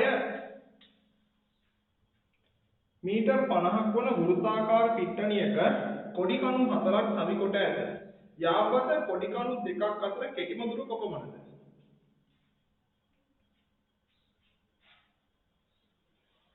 ක්‍රීඩා පිටියක් තියෙනවා. හරි මෙතන මැද කේන්ද්‍රයනේ. කේන්ද්‍රය O කියලා දීලා තියෙනවා. කොඩි කණු 4ක් හිතවල තියෙනවා.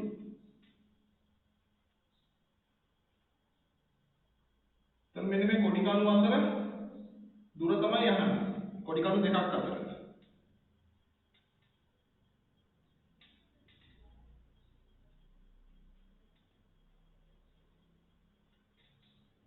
right.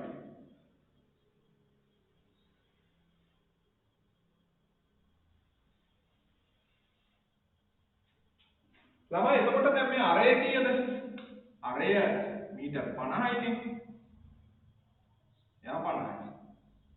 එතකොට මෙතන අරය මේ අරයනේ. ඒත් මීටර් 50යිනේ.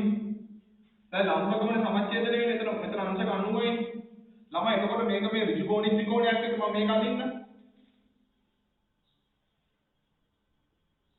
මෙයා 50යි මීටර්. මෙයා 50යි මීටර්. මේ කර්ණය නේද? මෙන්න මේ ශීර්ෂ දෙකේ නේද කොඩි කණු දෙක තියෙන්නේ. ඉතින් දරුවනේ පයිතගොරස් ක්‍රමය දාන්න. එතකොට අන්තිම උත්තරය මේ සම්පික බාර ඍජුකෝණය හදන්න දායක වෙච්ච පාද දෙක සමාන නම් දරුවනේ කර්ණයේ විදිහට එන්නේ ඒ පාදය මූල දෙකෙන් ගුණ කරාම එනාගේ. හදන්න ඕනෙත් නැහැ. පයිතගොරස් දාන්න ඕනෙත් නැහැ. මතක තියාගන්න ඍජුකෝණය හදන්න දායක වෙච්ච පාද දෙක සමාන නම් පයිතගොරස් ක්‍රමයේ දැම්මම කර්ණයේ විදිහට එන්නේ ඒ පාදය මූල දෙකෙන් ගුණ කරාම එනාගේ. පිළිතුර කීයද? පිළිතුර 4. මේක මතක තියාගන්න. මේක තියරියක් ගත්තොත් තියරිය මෙහෙම ලියන්න පුළුවන්. ඒ තමයි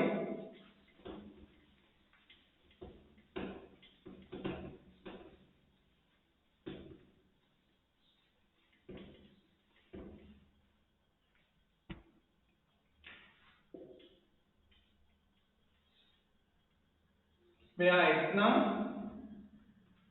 අනිත් ඍජුකෝණය හදන දායක වෙච්ච අනිත් පාදයට x නම් කර්ණයේ විදිහට එන්නේ ax මූල දෙකෙන් ගුණ කරාම එනාගේ.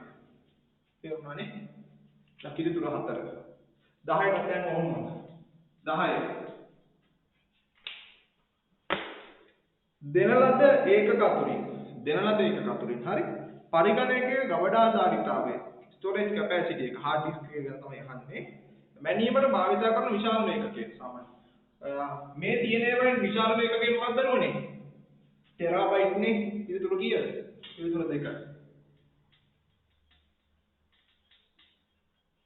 bit byte kilo bit byte ඊළඟට megabyte kilobyte එහෙම යන්නේ නේ. sorry පිළිවෙල කොහමද? bit ඊට පස්සේ byte ඊට පස්සේ megabyte ඊට පස්සේ kilobyte ඊට පස්සේ terabyte ඊට පස්සේ නෑ terabyte නෙමෙයි ඊට කලින් කොහමද ඉස්සෙල්ලාම එන්නේ bit නේ.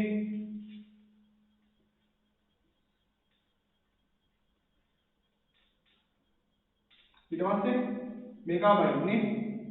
ඊට පස්සේ sorry හරි kilobyte අර වැරදුනා megabyte ඊළඟට gigabyte terabyte ඔහොම නේද?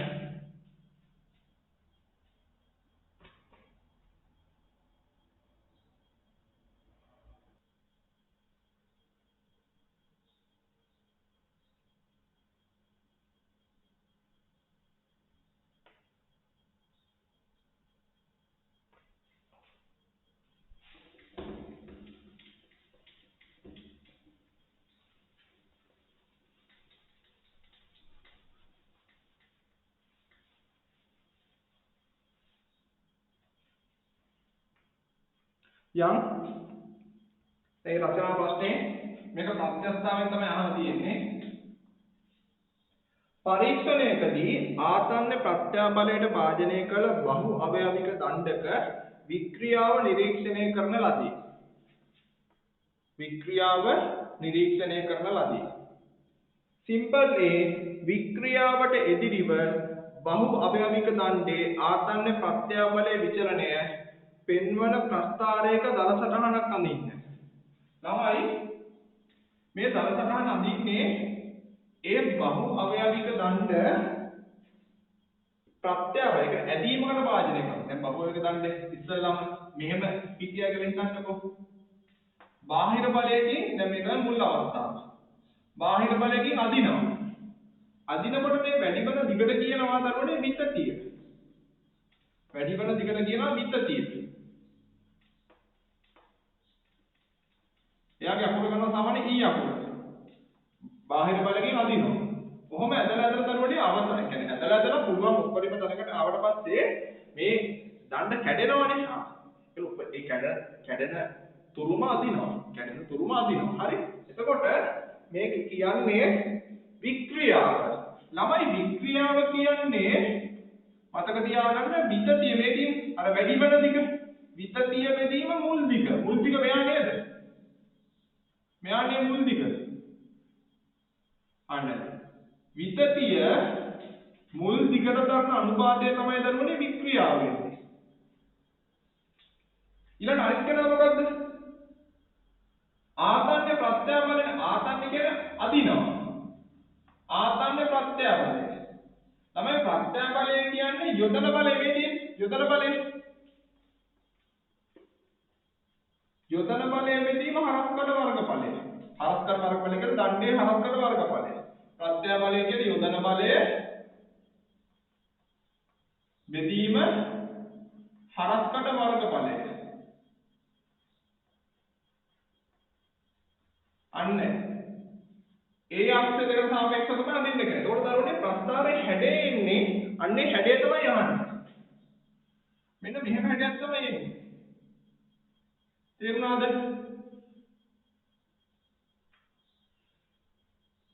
ඔන්න ඔහොම හැඩයක් තමයි එන්නේ.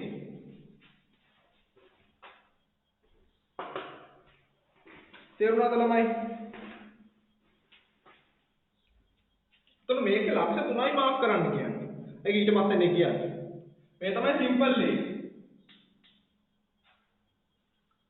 සිම්පල් B මොකද්ද කියන්නේ? ඔබගේ ප්‍රස්ථාරය මත පහත ලක්ෂ ලකුණු කරන්න.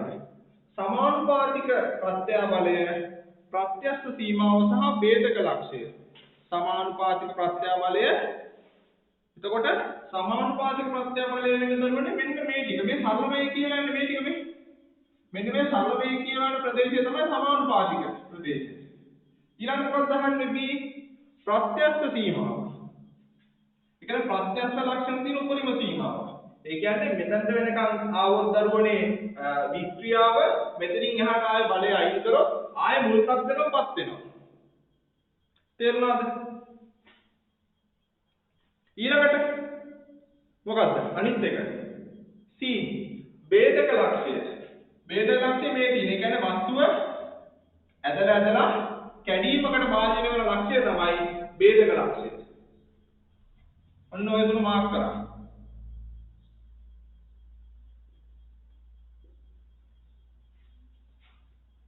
B හරි.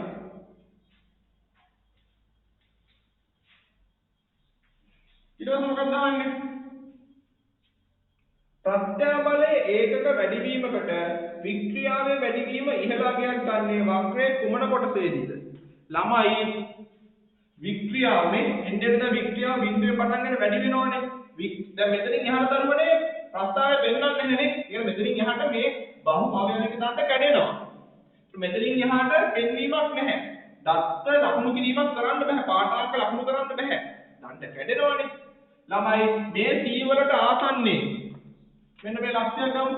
ඔන්න මෙන්න මේ ලක්ෂය. මෙන්න මේ ලක්ෂයේන පාඨාංකය තමයි දරුවනේ වික්‍රියාවට ගන්න පුළුවන්. වික්‍රියාවට ගත හැකි උපරිමගය එන්නේ C වලට ආසන්න ලක්ෂයක් නේ C ගන්න බෑ. C වලට කැඩෙනවනේ.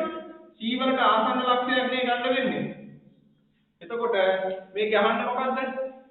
ප්‍රත්‍යාබලයේ ඒකක වැඩිවීමකට. දැන් A හා සමානව ප්‍රත්‍යාබලයත් මෙහෙම වැඩි වෙනවනේ මෙන්න. ප්‍රත්‍යාබලයත් වැඩි වෙනවා. ප්‍රත්‍යාබලයත් වැඩි වෙනවනේ. හරි. මේ ප්‍රත්‍යාබලයේ වැඩි වීම මෙයාගේ යම් වගයක් තියෙනවා.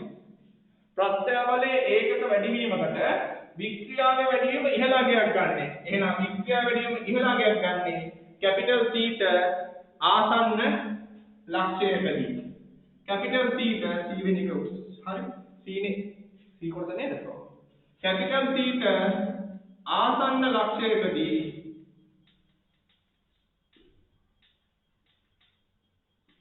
වික්‍රියාවට උපරිම අගයක් ගත හැකියි.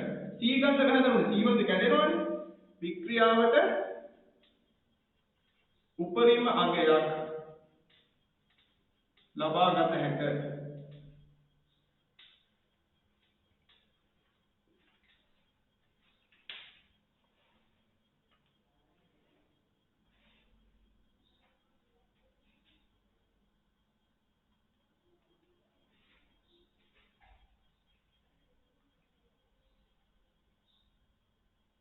හරිනේ. එතකොට ඒක ඉවරයි. ඊට ඒක දෙවෙනි එක.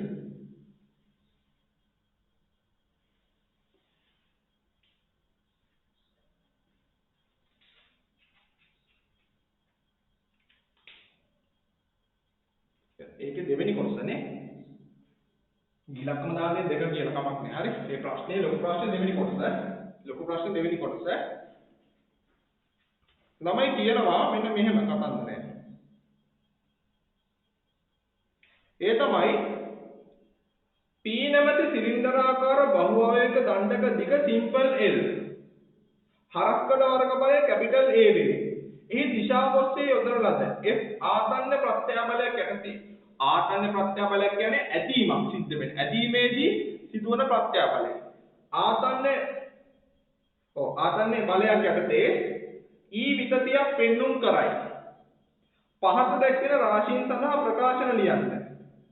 අපි ඉස්සෙල්ලා පොඩි රූපයක් ගන්නෙමුකෝනේ. මේ තමයි බහුභාගයක දණ්ඩ. මුල් දිග කීයද? හරි මේ තමයි ඉස්සෙල්ලා හිතපු විදිය. මුල් දිග කීයද?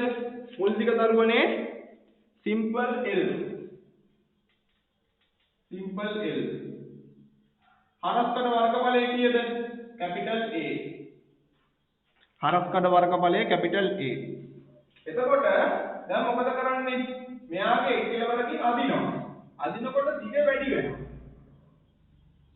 අන්නේ වැඩි වෙන දිගට කියනවා විතතිය කියලා. දැන් ඒ අදින බලය යොදන බලය F.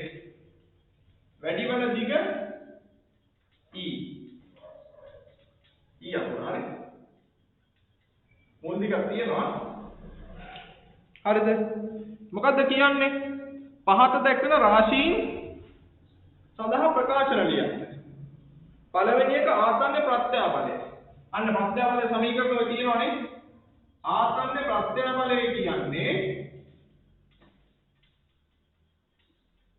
යොදන බලය බෙදීම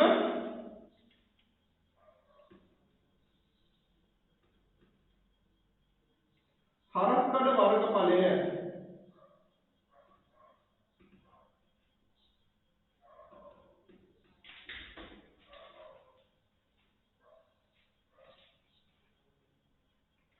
तो योजना බලය කීයද? F නේද? හරස්කඩ වර්ගඵලය A. ආසන්න ප්‍රත්‍යාබලය කියන්නේ F බෙදීම A. තේරුණාද? ඊළඟට වික්‍රියාව. වික්‍රියාව කියන්නේ විතතිය බෙදීම මුල් දිගනේ. Simple B. වික්‍රියාව. වික්‍රියාව කියන දරුවනේ විතතිය බෙදීම මුල් දිග. විතතිය සංකේතය E අකුර. මුල් දිග L අකුර. E බෙදීම L නේ.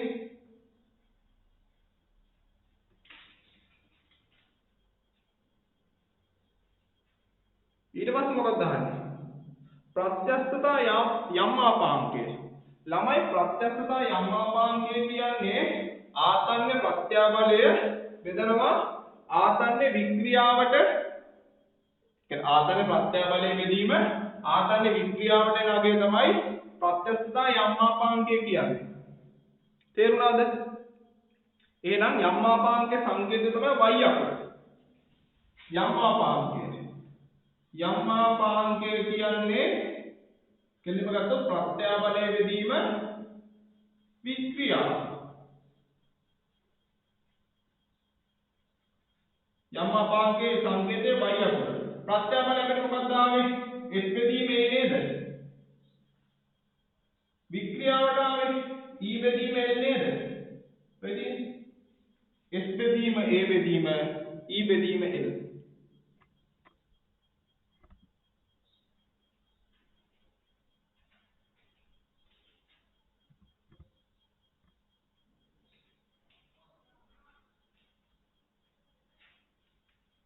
ඔක තව සුළු කරන්නත් පුළුවන්.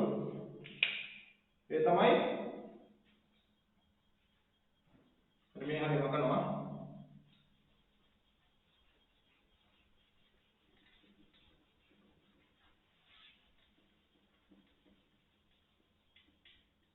ඒ තමයි දරුවනේ ඔකේ දෙන y සමානයි f බෙදීම a බෙදීම e බෙදීම l නේ.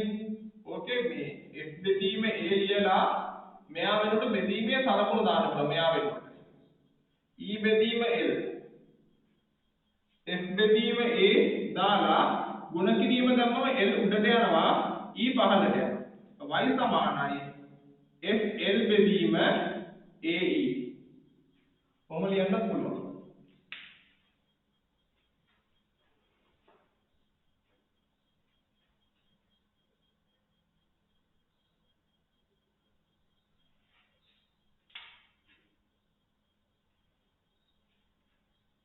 හරි ඔතන වල ඉවර නම් වාක්‍යයක් දාන්න.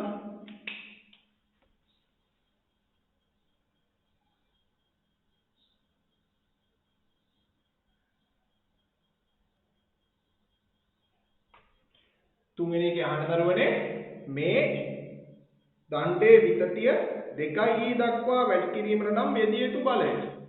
මේ තුන්වෙනි. දැන් විතතිය 2e දක්වා වැඩි වෙනවා. එතකොට කලින් වගේ ඩබල් නේද? කලින් විතතිය වගේ.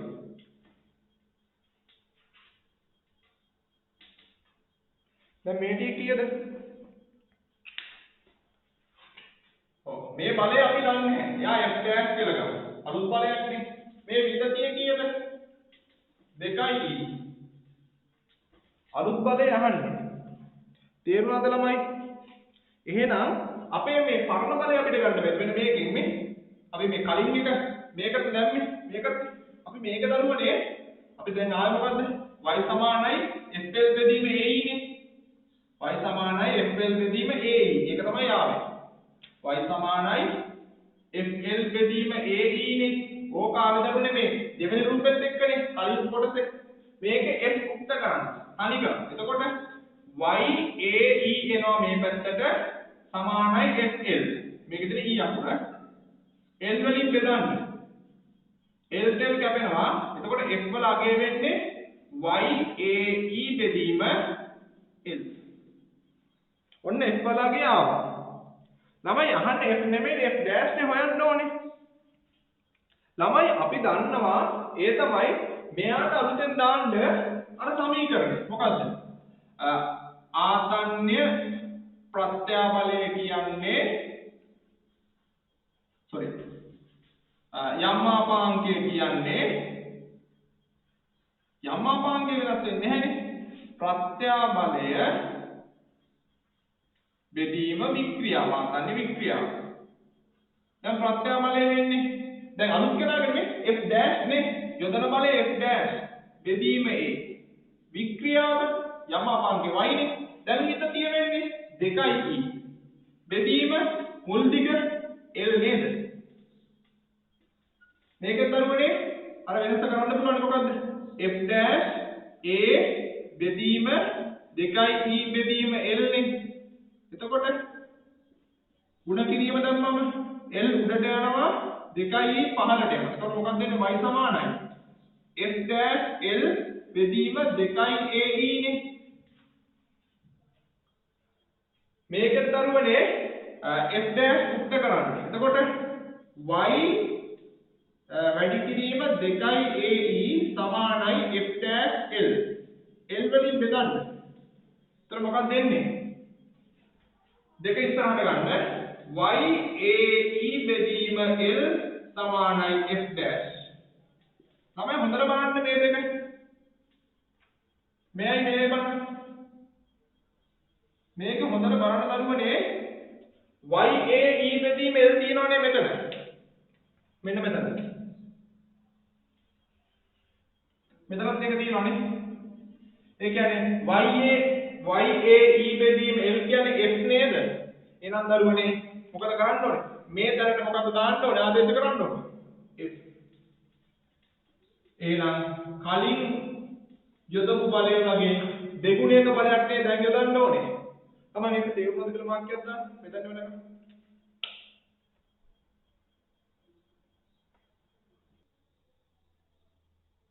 හරි. හතරවෙනි කොටස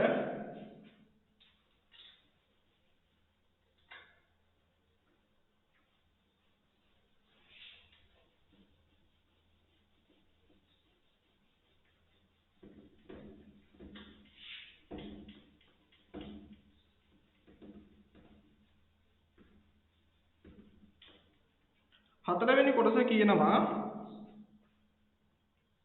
ඉහත සඳහන් කළ බහුභාවයක ද්‍රව්‍යයෙන් තනු. ඒ කියන්නේ කැපිටල් P බහුභාවයක ද්‍රව්‍යයෙන් තනු. තවත් තියෙනවා දඬු දෙකක්. P1 සහ P2 නැමැති දඬු දෙකක මිනුම් P දණ්ඩේ මිනුම් සමග සසඳමින් පහත වගුවේ දක්වා ඇත. එම එක් එක් දණ්ඩ මත E විතතියක් ඇති කිරීමට අවශ්‍ය වන බල පිළිවෙලින් F1 සහ ළමයි F2 වේ බහු අවයවික දණ්ඩ දීලා තියෙනවා P P1 සහ P2 දිග දීලා තියෙනවා L L1 සහ L2.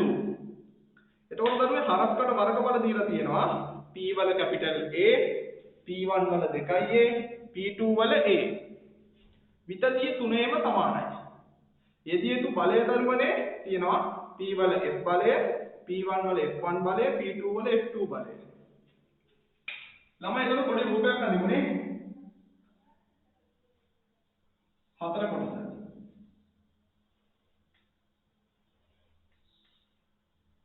ඔන්න P දන්න. හරි. එතකොට එයාගේ විස්තරය තමයි මේ අඳින්නේ. එයාගේ වැඩි වෙන විතතිය E නේ. රූපයක් අඳිනම තමයි තේරෙන්නේ ටිකක්.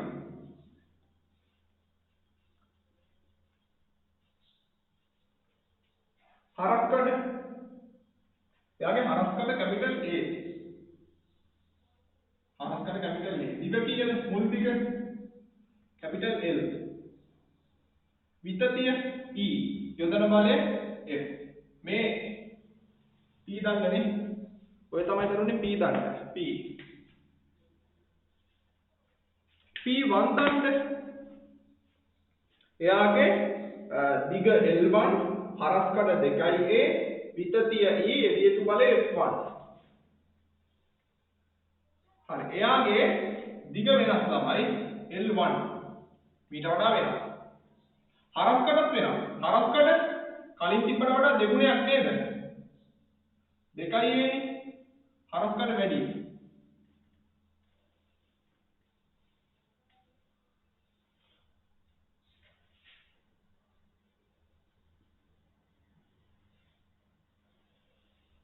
හැබැයි වැඩි වෙන්නේ සමාන දුරක්. මොකද්ද? විතතිය E අකුරම තමයි.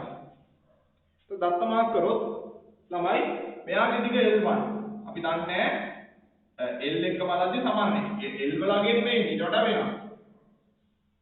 හරස්කඩ වර්ගඵලය 2A.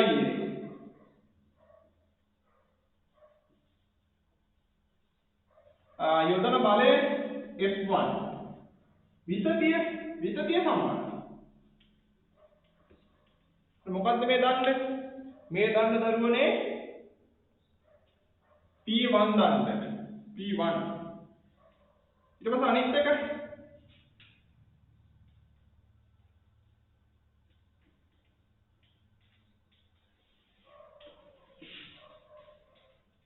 ඒ දන්න. ඒකේ දිග L2 හරස් කඩ A විතතිය E යෙදිය යුතු ඵලය F2. එයාගේ දිග දරුවනේ L2 එකක් වෙනවා. අපි දන්නේ එයාගේ හරිත දිග දන්නේ නැහැ.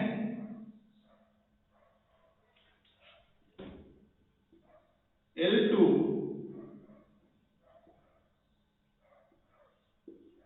එයාගේ හරස් කරන නම් සිම්පල් ඒ. අර පළවෙනි මෙයාගේ තිබ්බා වගේ. සිම්පල් ඒ. වැඩි වෙන විතතියක්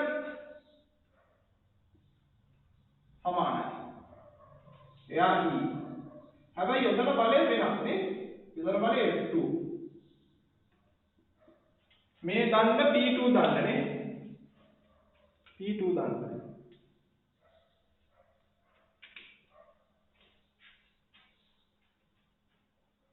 හරිද තමයි. දැන් මේක අහන්නේ මොකක්ද ඉස්සෙල්ලාම? සිම්පල් ඒ F1 වල අගය කැපිටල් F ඇතුලේ. එහෙනම් අපි ගන්න ඕනේ මේ දෙකනේ P සහ P1 එක ගන්න ඕනේ. ඒකටනේ සිම්පල් A. අපි ගන්න ඕනේ මේ සටහන් දෙක P සහ P1 ගන්න ඕනේ. P සහ P1 තමයි ගන්න ඕනේ. ළමයි අපි P වල දන්නවා F වල අගය මොකක්ද දෙන්නේ? P වල F වල අගය මොකක්ද දාන්නේ? X සමානයි අර අපි කලින් හොයාගත්තේ y a e බෙදීම L නේද? මේක කලින් හොයාගත්ත මතකයිනේ උත්ත කරලා. right. එතකොට අපි දාමු P1ට. P1ට දාමු. P1ට දරුවනේ එතකොට මේකම දාමුනේ මේ සමීකරණය එතකොට F1 නේ. යොදන බලය F1. හොඳට බලන්න. y බලාගෙන එයා වෙනස් වෙන්නේ නැහැ. අන්න හරස් කරන වර්ග බලය වෙනස් වෙනවා. දැන් කීයද? 2යි a නේ. විතතිය E. එයාගේ මුල් ටික දැන් මේක මුල් ටික වෙන්නේ සිම්පල් දෙයක් නෙමෙයි L1 නේ. දැන් මේක L කැපිටල්. මෙයාගේ මුල් ටික L1 නේ.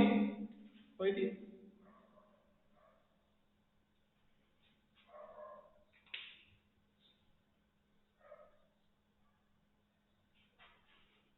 තේරුණාද? ඔය හදන්න දෙයක් තියෙනවද නැහැ පොඩ්ඩක් ඉන්න.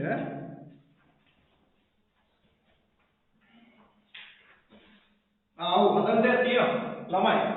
හදාගන්න ඕනේ. මේක සිම්පල් එක. මෙයා දරුවනේ මෙයා සිම්පල් එක. ගාන වැරදි ටයිප් සෙටින් අරද්දා. මෙයා 2යි. හදාගන්න අන්න වැරදි. පේපර් එකේ තියෙනවා. තේරුණාද? පේපර් එකේ තියෙනවා. මේක හදාගන්න. එහෙනම් ළමයි මේක මුල් දිග වෙන්නේ සිම්පල් එක. මෙයාගේ සිම්පල් එක.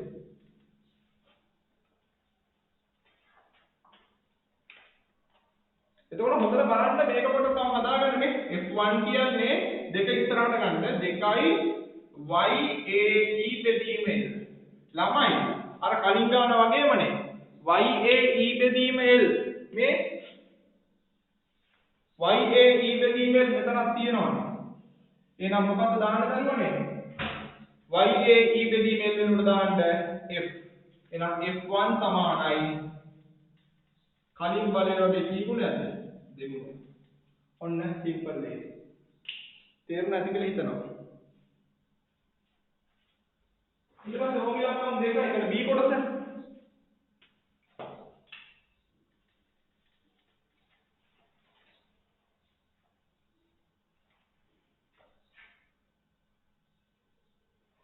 මොකක්ද අහන්නේ B වල? F2 වලගේ F ඇතුලේ.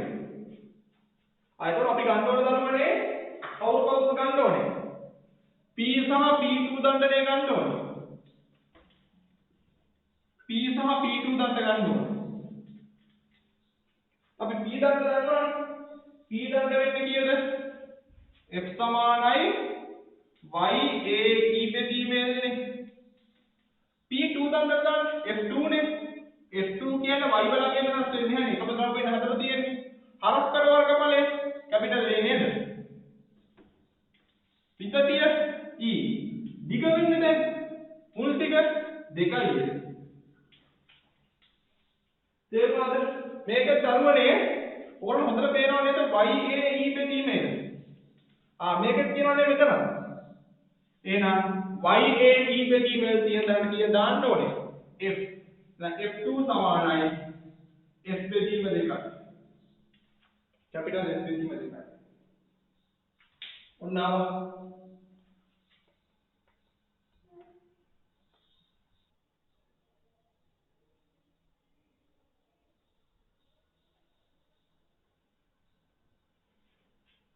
පස්වෙනි කොටස කියනවා සිලින්ඩරාකාර බහුආයක දණ්ඩක ආරම්භක දිග සෙන්ටිමීටර් 30ද එහි හරස්කඩ අරය සෙන්ටිමීටර් 1ද වේ.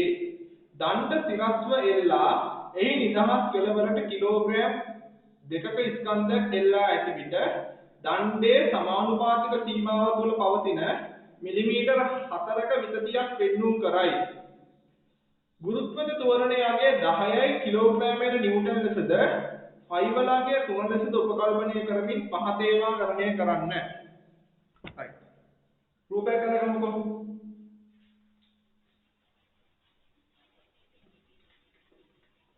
ළමයි මේ යම්මාපාංගයේ සමීකරණයේ ආසන්න ප්‍රත්‍යාබලයකදීම ආසන්න වික්‍රියාව දාන්නේ සමානුපාතික සීමාව තුලදී විතරයි. මේ සමීකරණය වළංගු වෙන්නේ. ඒක කියනවා නේද සමානුපාතික සීමාව තුලදී මිලිමීටර් 4ක විතතියක් පෙන්නුම් කරනවා කියලා. අන්න ඒකයි එහෙම කියන්නේ.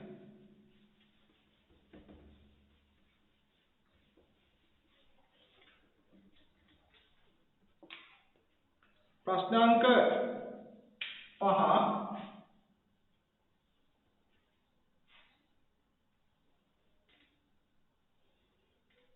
මෙයාගේ ආරම්භක දිග මම L කියලා ගන්නන්නේ සෙන්ටිමීටර් 30යි. මෙයාගේ හරස්කඩ අරය දීලා තියෙන අරය කීයද? සෙන්ටිමීටර් 1යි. ඊළඟට මෙයාගේ එක කෙලවරක මේ පහළ කෙලවර ස්කන්ධයක් කියනවා. ඒ ස්කන්ධය කියනවා වැඩිවන දිග يعني විතතිය දීලා. වැඩිවන දිග විතතිය මිලිමීටර් 4යි. මේ ස්කන්ධය කීයද? කිලෝග්‍රෑම් 2ක්. ඉතින් කිලෝග්‍රෑම් 2ක් කියනවා කියන්නේ එයාගේ බර ගන්න බෑ නේද? බර කියන්නේ mg නේ. ස්කන්ධයේ කිලෝග්‍රෑම් කීයද දරුවනේ? 2යිනේ. ජීවලගේ 10ක් කියලා ගන්න කියන කර කීය දෙන්නේ? 20ක් නේද බර? බර වෙන්නේ නිව්ටන් 20ක්. හරිනේ උත්තරය දීලා තියෙන්නේ. සිම්පල් A වල අහනවා ආරම්භක දිග L මීටර වලින්. ඒක සෙන්ටිමීටර 30 නේද? සෙන්ටිමීටර 30 මීටර. ළමයි සෙන්ටිමීටර මීටර කරන්න කීයෙන් වැඩි කරලාද? 10 රින් 2කින් වැඩි කරලා. නැත්නම් 100න් බෙදලා. දෙකම එකයි. එහෙනම් මේ දිග මීටර වලින් නම් සෙන්ටිමීටර 30 වැඩි කරන්න 10 රින් 2කින්. ඔන්න. 30 වැඩි කිරීම 10 රින් 2යි මීටර. කොහොමද ඉපදන්නේ නැති? B වල අහනවා හරස්කඩ වර්ගඵලය වර්ග මීටර. මේ වෘත්තයක් තියෙන්නේ හරස්කඩ අරය දීලා තියෙන්නේ. අරය කීයද? සෙන්ටිමීටර 1යි. වර්ගඵලයේ සූත්‍රය මොකද? A සමානයි πr වර්ගයනේ. අන්තිමට දරුවනේ වර්ග සෙන්ටිමීටර වලින් ඉන්න උත්තරේ වර්ග මීටර කරන්න ලේසි. එහෙම කරමු. 5 වෙනකොට 3ක් නේ ගන්න කියන්නේ. 3යි අරය කීයද? සෙන්ටිමීටර 1නේ. එකේ වර්ගයෙන් කීය දෙන්නේ? වර්ග සෙන්ටිමීටර 3යි. ඔන්න. වර්ග සෙන්ටිමීටර 3 දරුවනේ वर्ग मीटर करना ළමයි वर्ग सेंटीमीटर කරන්න කීයෙන් වැඩි කරනවද දැන් සෙන්ටිමීටර් මීටර් කරේ 10 රින 2කින් වැඩි කරලා දැන් වර්ග වෙලානේ එතකොට දෙවරක් දෙක කීයද 10 රින 4න් ඉන්නේ වැඩි කරන්නේ දැන් මාන දෙකක් තියෙනවනේ කලින් තනි මානේ එතකොට 3 වැඩි කිරීම 10 රින 4යි वर्ग මීටර ඔන්න B කොටස ක්‍රෝමිලක්කම් දැන් මේක ක්‍රෝමිලක්කම් නේ 3 කොටස එල්ලා ඇති ස්කන්ධය නිසා ඇතිවන බලය නිව්ටන් වලින් දැන් මෙතන හෙව්වත් එක ඒක හෙව්වත් කවන්නේ ආයි ගමුකෝ F සමානයි mg නේද m කීයද කිලෝග්‍රෑම් 2යිනේ g වලගෙන් කීය දීලා තියෙන්නේ n කීයද 10යි නිව්ටන් කිලෝග්‍රෑමයකනේ. එතකොට කිලෝග්‍රෑම්ට කිලෝග්‍රෑමයේ කැපෙනවා කීයද එන්නේ 20යි නිව්ටන්. පොඩි පොඩි කොටස් නේ දාන්නේ ළමයි බලන්න. ඊට පස්සේ d වල විතතිය මීටර වලින් ළමයි විතතිය මිලිමීටර නේ. විතතිය මිලිමීටර නේ. ළමයි මිලිමීටර මීටර කරන්නේ කීයෙන් වැඩි කරලාද? මිලිමීටර මීටර වැඩි කරන්න 10 රින් 3ෙන් වැඩි කරලා නැත්නම් 10ෙන් බෙදලා. එතකොට විතතිය මිලිමීටර 4නේ.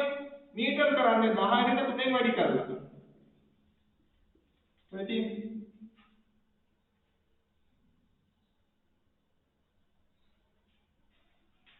E කොටස බහු අවයවික ද්‍රව්‍ය ප්‍රත්‍යක්ෂතා යම් මාපාංකය කියන y බලාගෙන යන්නේ. යම් මාපාංකය. යම් මාපාංකය කියන්නේ මොකක්ද නුවනේ? ප්‍රත්‍යාබලයේ බෙදීම වික්‍රියාවනේ. ආතන්න ප්‍රත්‍යාබලයේ බෙදීම ආතන්න වික්‍රියාව. ප්‍රත්‍යාබලයේ සමීකරණය මොකද්ද? S බෙදීම A නේද? වික්‍රියාව E බෙදීම L නේ. ඔක හදාගන්න පුළුවන්. ඔක හදාගත්තා මොකද කොහොමද එන්නේ? අර S බෙදීම A ලියලා බෙදීමේ සලකුණ දාලා E බෙදීම L දාන්න. එතකොට L උඩට යනවානේ. E පහළට යනවා. එතකොට මොකක්ද එන්නේ? y සමානයි FL බෙදීම AE එනවා. දැන් ආදේශ කරන්න. F වෙනුවට කීයද ආදේශ කරන්නේ? නිව්ටන් 20. L කීයද? දිග 30 වැඩි කිරීම 10 වෙන 2යි. कैपिटल A කීයද? कैपिटल A 3 වැඩි කිරීම 10 වෙන 4යි. E වලගේ කීයද? E වලගේ 4 වැඩි කිරීම 10 වෙන 3යි. දැන් කපනකොට නේද කපන්න සුළු කරන්නකො. බලමු සුළු කරලා. තමයි 3 වරක් 1යි 3 වරක් 10යි. 4 වරක් 1යි 4 වරක් 5යි. එතකොට තමයි උතන උඩ එනවා 5 වරක් 10යි 50යි. 50 වැඩි කිරීම 10 වෙන 2යි. මෙතන 10 වෙන 4යි 10 වෙන 3යි 10 වෙන 7යි. 10 වෙන 7 උඩට ගියාම මොකද වෙන්නේ? 10 දාන 7ක් වෙනවා. බලන්න. එතකොට 10 දාන 7යි 10 වෙන 2යි. 10 දාන 5ක් වෙනවා. එතකොට ඔය කියන්නේ පුළුවන් 50 වැඩි කිරීම 10 බල 5යි. මොකද ඒකකය? nm × 2 වර්ග මීටර නිව්ටන්. නැත්නම් ඔය කියන්න පුළුවන් 5 වැඩි කිරීම මේ විද්‍යුත් ගත්තොත් 10 බල 6යි nm × 2 වර්ග මීටරයක නිව්ටන්.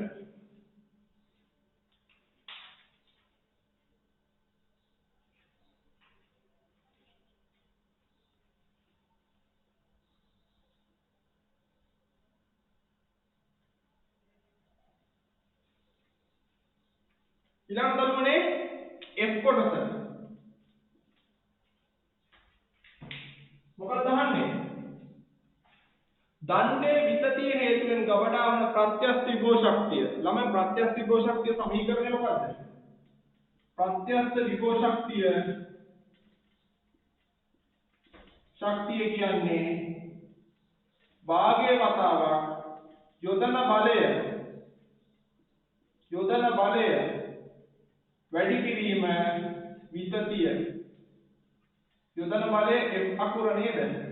විතතිය E අකුර. F කීය දෙන්නේ? නිව්ටන් කීයද ආවේ F වලගේ? නිව්ටන් 20යි. විතතිය කීයද ආවේ? 4 වැඩි කිරීම 10 වෙන 3යි. දෙවරක් 1යි දෙවරක් 10යි. 10 වරක් 4 40යි. 40 වැඩි කිරීම 10 වෙන 3යි. තමයි ශක්තිය මොනවද වයින්නේ? ජූල් වල ඉන්නේ. 40 වැඩි කිරීම 10 වෙන 3යි ජූල්. ගාන අවසానයි.